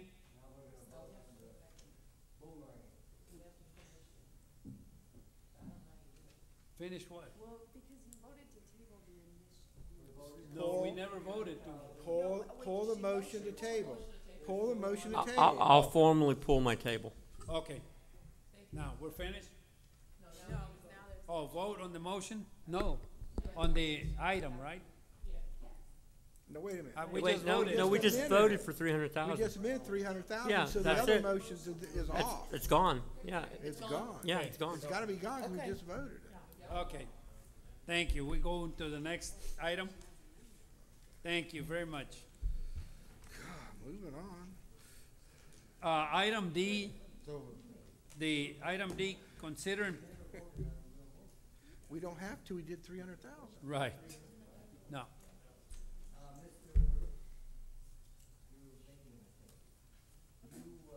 She voted to amend it. We passed the amendment, now we have to vote on the motion. The motion as amended, that's what I said. Oh, okay. Voted as amended. All those in favor of the all those, all those in favor of the motion as amended. It's gonna be the same thing. 2 noes, Mr. LaFoille and Ms. Williams, the rest 5 yeses. Thank you. Now, item D. Consider, D, consider and take possible action regarding approving continued funding for solar outdoor classroom. Motion by Mr. LaFoille, second by Mr. Macias. Discussion. Ms. Adair. Thank you, Ms. And that's on page, I know you do, but I don't know where your name went. Look, I'll let you go and I'll put mine back, okay? There you go, Ms. Williams.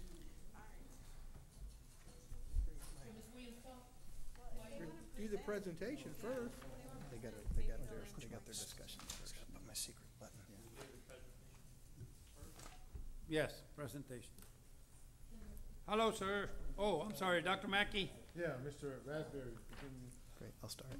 Okay, it's gonna come up. I just wanna, as way of introduction of this project, I just want you to understand, this is kind of an offshoot of the Energy Management Department. This is, not a project we're coming forward and say, we've got a bunch of energy management savings and want to do this project with energy management savings, because it doesn't really save us energy anywhere. This is more of a curricular item that's gonna be tied into the energy management project. What we're really asking tonight is, we've gone to, an expense right now to get a layout and a concept, and we have the, architect here that helped us with that. They have a very, good long, experience with solar projects. What we're asking here tonight is if you want us to continue to go ahead. The cost right now will be in the area of $20,000 to $25,000 to do the full design. We're expecting the project at its completion to be about $250,000. However, Mr. Raspberry has already had commitments from some of the local solar plants that we've moved into the area, and some other people that said, you know what, I'm gonna supply some of these pieces for you, so you don't have to pay for those. So we're hoping that cost of $250,000 will go down significantly, and most of it's gonna end up being labor and some of the part materials. So what we're showing you today is our concept. We're asking you if you want us to continue to move forward, basically, and to okay and approve another $20,000 to $25,000 to do the full design on this project.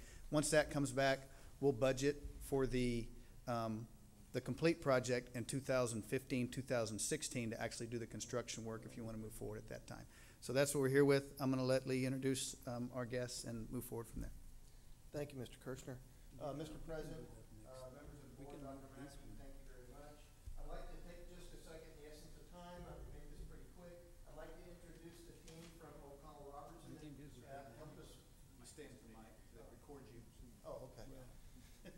I have a hard time standing in one spot, that's what it is. I know it. So I'd like to introduce our design partners that helped work on the conceptual project that you see in front of you.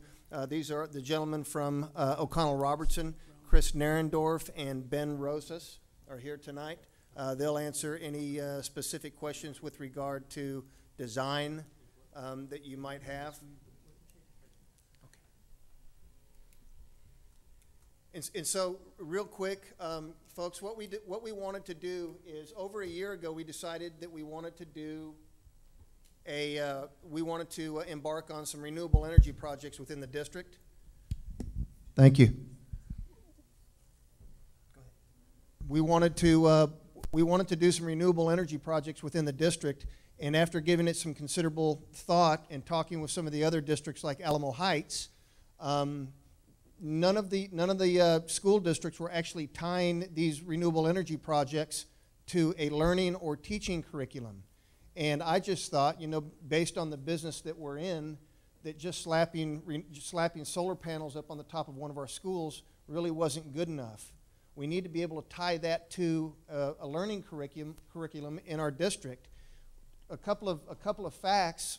Number one, the state of Texas is #1 in produced solar energy in the way of megawatts of the lower 48 states. Texas is #1. Of that, San Antonio has the most installed panels on the ground currently of any of the states or of any of the municipalities in Texas. So we've got all of these jobs. We've got all of this opportunity right here. We had a solar panel installer come into town, and when they went live with their production facility, they had 400 jobs available, but they only filled 200 of them locally because they didn't have enough qualified help here to fill these jobs. The idea behind this program is to move this into what's called the Renewable Energy Trail, where we tie this back into a workforce development program where we can take young adults that have an interest in renewable energy and plug them into a workforce where they can go to work. So there's more to it than just slapping solar panels on a roof. And as you can see, this is actually the courtyard at Judson Middle School. There's currently 8 pavilions there that are really not being used for anything. And the idea is that we turn these clusters of pavilions into outdoor solar learning centers with a lot of different curriculum, Wi-Fi, a lot of different audio-visual, a lot of different technology, data monitors, a whole lot of stuff that we can plug into a curriculum and get kids started thinking about renewable energy as an opportunity as a career choice. And so that's kind of where we're at now. Would you guys like to add anything? I mean, I'm trying to cover it in the essence of time.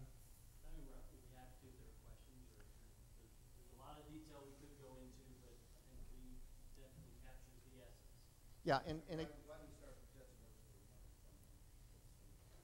okay, so everybody knows that at Judson Middle School we currently have the STEM program there. And so it just seemed like a good fit. We wanted, instead of building structures around the district, we decided to make, one of the reasons was to save money, and that was to use existing structures that we currently have, and this would be kind of along the lines of unusable to usable. Currently we have these structures sitting in this courtyard that aren't being used for anything. And so we can make some modifications, we can do some construction, and we can turn these things into outdoor solar learning centers that the kids, not only the kids can use, but teachers have the opportunity to teach there. There's virtual instruction that we would provide, and the community can use it as well. So this is something that we're trying to get off the ground and trying to get going. I do have a lot of commitments from a lot of our private sector partners for help. CPS has stepped up and said, as soon as you come up with a plan, we're willing to see what we can do to help you out. Some of the solar providers here, OCI Solar, Mission Solar, Blattner Energy, and others have all said, let us know what you need. When you get ready, we're willing to help out.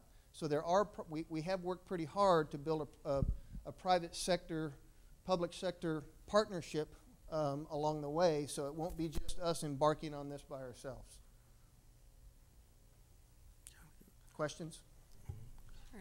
Oh, I had a couple questions and you answered some of them. That was the one main question, is why start here, but STEM kind of made sense. But These plans that we'd potentially be designing are for this particular campus. Is there something down the road you'd be looking to expand it to other campuses? And would it need completely new plans? Obviously, it's different location, different structures, but would it be something you're looking to expand? Yes, ma'am. potentially? The Renewable Energy Trail would encompass, at a minimum, 6 different renewable energy projects around the district, so that we would spread these projects out, and hence the term or the name Renewable Energy Trail. This is where students can start on a pathway and move over the course of the year as a class if they wish to. Sure. And they could go around to different campuses and observe geothermal, wind, what else were we talking about? Rainwater collection, different renewable energy projects. And at the very end, this whole thing would culminate into a workforce development program where we can take, right now the only higher ed in San Antonio is St. Philip's that has a solar panel or renewable energy course. Yeah. And there's nothing for us. There's no schools in San Antonio that are trying to plug qualified kids or motivated kids into that program. So we would be the first doing anything like this. This is not being done anywhere else. One last question. I'm very supportive of this. I think it's fantastic. The only other question I had is you made mention that the community would have access to. Given that it's on a campus and there's students, when you said that, what did you mean exactly by that? I don't know exactly what that would look like. What I do know is that, you know, that our schools and the K through 12 in the community is the hub, more or less, of the community. And I don't know that I don't know how that would look. But I just don't see us being able to put something together like this in the community And of not taxpayers share. not being able to Not enjoy share. it Okay, and take yeah. advantage of it too. So I know that would happen, but the specifics of that, I don't know. Okay, couldn't- I like the idea of sharing, but I just was curious if you had thoughts on it. Thank you. Yes, ma'am. Mr. Salyer. Lee, I had lunch with Dr. Folens, the new president of Northeast Lakeview, yesterday. And we talked about stuff like this. Very good. How we can partner to take it through the high school, to the junior college for trades, because everybody's not going to college, but take this as a trade where, you know, 2-year technician or whatever we call it, solar panel, Yeah. you know, sort of like JECA. You know, Yeah. we got JECA here, and then they go on to, but they do a trade track like this. I think this is great. I mean, we need to, obviously you've done your homework and legwork, but I don't know, we can talk to Northeast Lakeview. It'd be a perfect slide right, because Sam Phillips have it, in Northeast Lakeview, Dr. Folens is looking for stuff to do. And to your point, Mr. Salyer, they get a lot of private donations from companies like OCI Solar and others. We've met with OCI Solar. We've presented this program to OCI Solar, and my question to them was, what if we could put 50 qualified, motivated, certified people in your waiting room ready for jobs? What would that do for your business? He said, that'd be wonderful. I said, well, you got to help us get there. You got to help us get there. I mean, this benefits you, it benefits us, it benefits the community. And that's why OCI Solar came back and said, tell us what we need to do. So there are people that are out there that are willing to help out. They're more or less waiting to see which direction we're going to move in, so they can see what kind of help they need to provide. But you're right. There's no pathway now. There's no pathway. I mean, once our students leave high school, there's no pathway unless they stumble across something when they're enrolling for classes. There's no pathway to get there. There's jobs here now today. There's jobs here today in San Antonio and Bexar County that they can't fill because they don't have qualified people to fill them. And it's in the renewable energy sector, whether it's research and development, production, the list goes on and on and on. Engineers, okay, these can be higher ed jobs too. But there's jobs here today that they can't fill. They're having to go outside and find people to come and work in our backyard.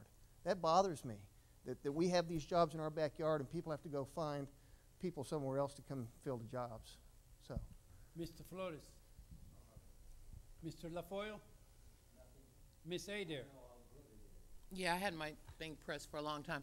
I wanted to say, Mr. Salinas and I attended, and Mr. Flores, we attended Mr. Raspberry's presentation at SLI, and he got a very good response from the school board members across, and a lot of the superintendents.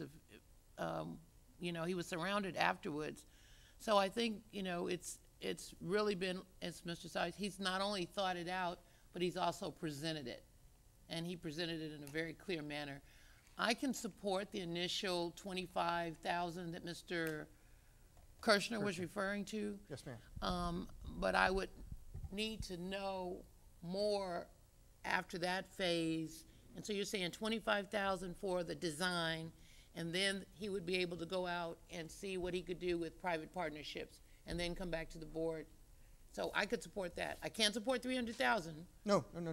Okay, but I can support the 25. We just want to get to that point. Right. Yes, ma'am. Mr. Macias? Yeah, I really applaud innovative programs, and I do see this obviously being a critical part of the future. And to start something at this level would be, I think, really beneficial to the district and really open the doors for those partnerships that have been discussed.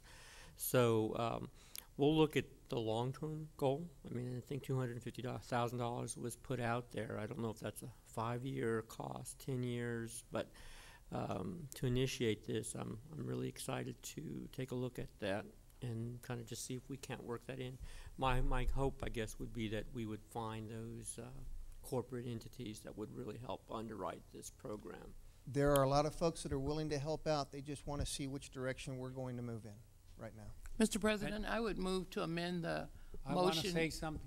Okay, but I'm just gonna put the 25,000 on there because we didn't have it on the motion. Okay, we have a motion and a second to the, yes, to the 25,000, okay. One of the best things, sir, that, and I'm very excited about, that now it's not only we're gonna save energy, we are bringing it to the curriculum where our students are going to be getting something in return.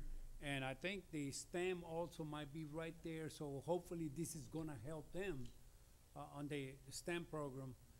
I think it's wonderful, and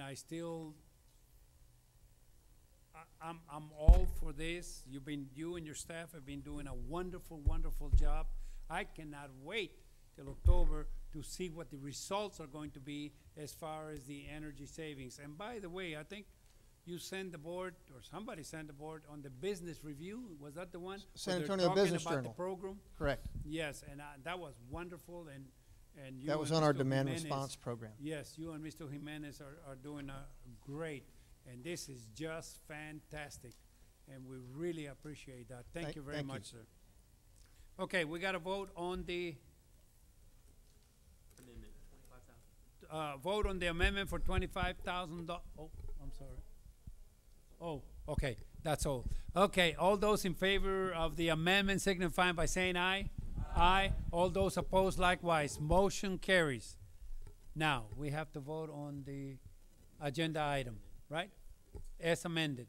Okay, all those in favor of the amended motion as amended, vote by signifying aye. Aye. All those opposed, likewise, motion carries. Do we need a 10-minute recess? No? Yes. We're going. Oh. Okay. Okay. I'm going to move the item B. Oh, I'm sorry. Update on Family and Community Engagement Month.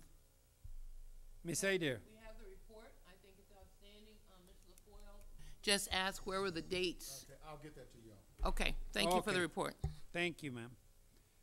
Construction update, sir. It's in the book, you know. And the book, okay, oh yeah, you send us pictures and everything.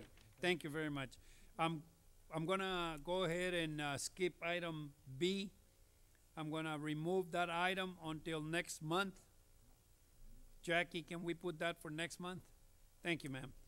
Update on the State of Transportation Department. And we wanna, Dr. Mackey, I'm sorry. Yes, at this time, what I would like for you all to turn to, in your book, 143. 143. Yes, sir.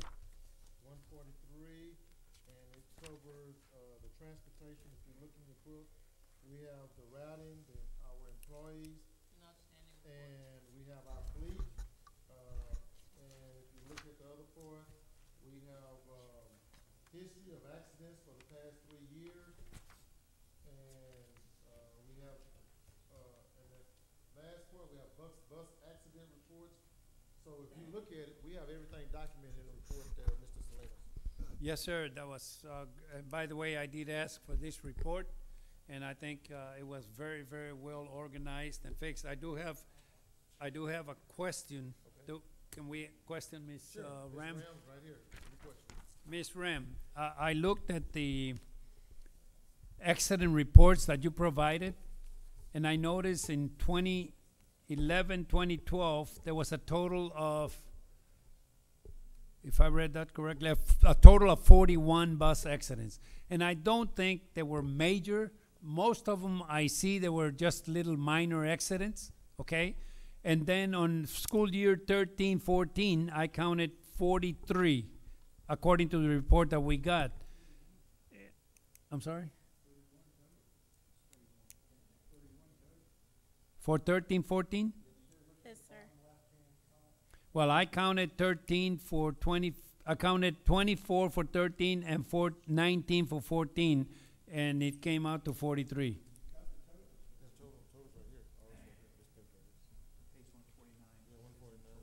I'm just going by the report that was provided, accident by accident, okay? That's what I counted. The only question that I have is, when this occurs, Ms. Ram, what prevention things are we doing? Do we immediately train the bus drivers, or do we have meetings with all the bus drivers? More training? What are we doing? When we have an accident, sir, we remove the driver from duty, and we do a complete investigation. We pull the video, we see what was the root cause of the accident, then we present that to Mr. Kirshner and Mrs. Howard, and then we come up with a plan of action to address those. We take that data and we use that to design our training that we're gonna do for the drivers throughout the year, either with behind the wheel or with classroom setting training. So if you're having a tail swing issue, like we've had several tail swings, then what we'll do is we may do serpentine with the drivers to teach them how to use all their mirrors properly and how to control the tail swing when making turns. Okay, and do we still, and I don't know whether it's by law, when there's an accident, do they still have to go to that, what is Drug that place testing? called?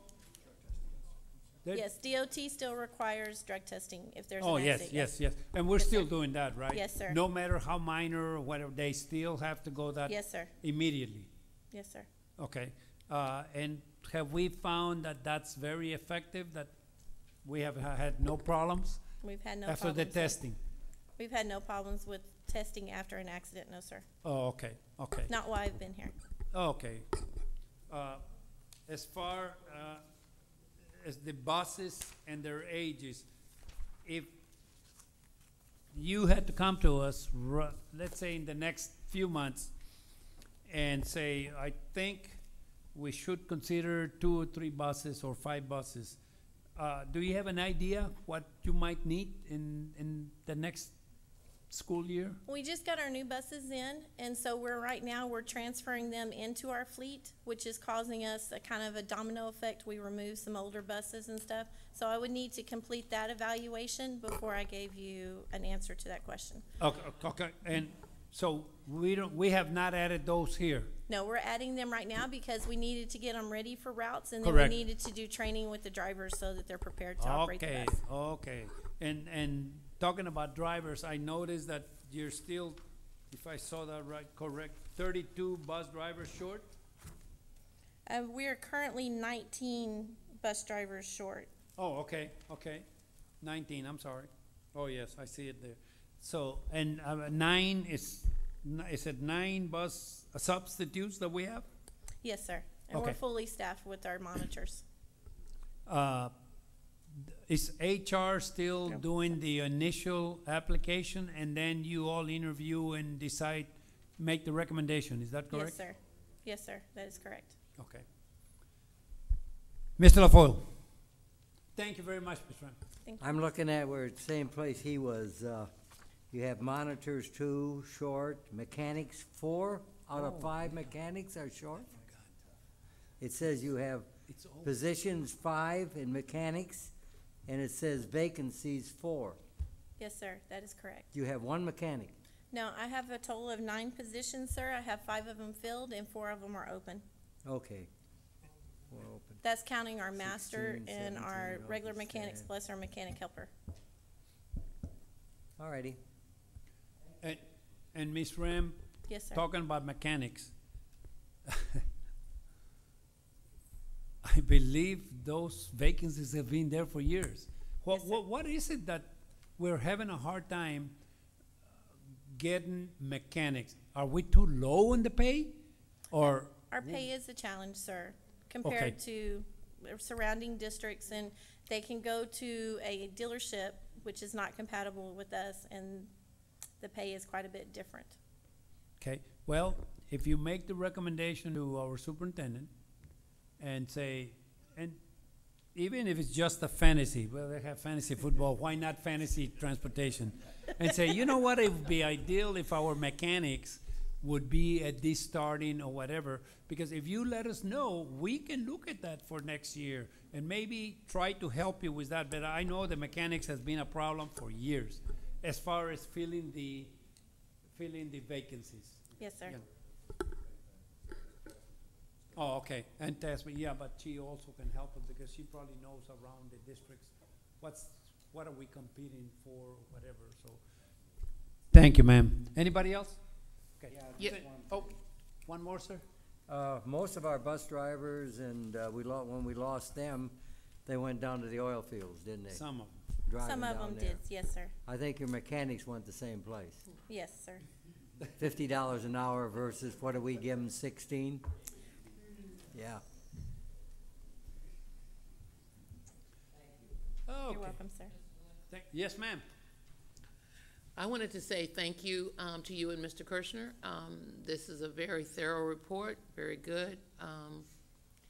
I appreciate the honesty and the integrity in reporting all the accidents and what actually happened. It, doesn't appear to be an attempt to hide or try to make things look better than what they are. And the only way you can improve is to admit where there's shortcomings. And so thank you for the time and the energy that you put into this. And it really helps the board to see where we stand and even where we need to budget money on, such as training, rear tail, what did y'all call it? Tail swing. Yeah, that was a new term I learned. Thank you. Thank you very much, ma'am. Thank you. Thank you, Dr. Mack. Thank you.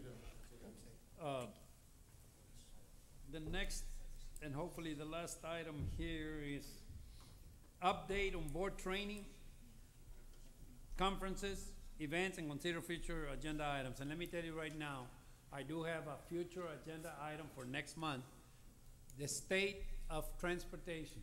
I'm sorry, we just finished the state of maintenance, just like this one, sir, and how many vehicles they have, the age, and they can bring us up to date just like transportation did. Is that okay, sir? Yes. Or is that enough time? Yes. Okay. The other one, board training or conferences. Okay, there's a TASB conference that will be starting next Thursday.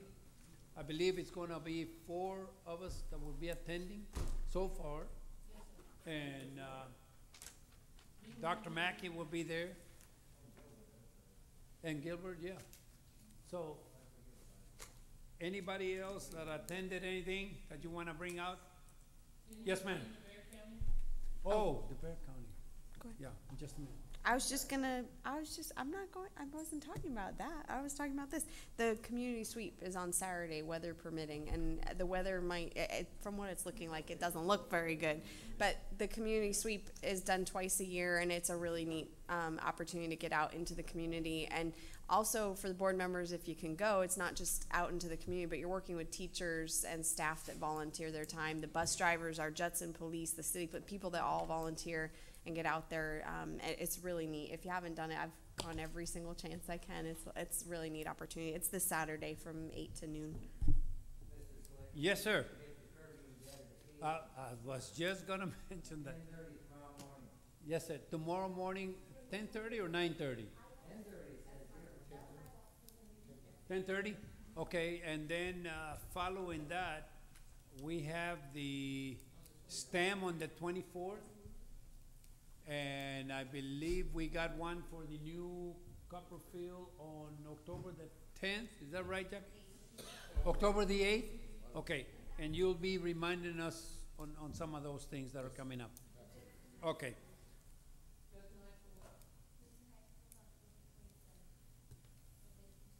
October 27th. Okay, ma'am. And you'll send us a little email or something to remind us. Especially Mr. LaFolle and I, senior citizens. Okay.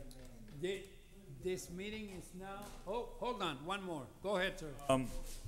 I want Jackie to put on get a hold of the long-range planning committee again and start that up in October. I believe the second week, Sonny, is that the Sunny week? Is it the second week that we usually met on Monday? Yes. Okay. The second week of October to get that committee going. And I also think we need to start, along with this committee, studying a bond issue within the next, we need to put it together the right way, and I think we need to start on that now. That's it.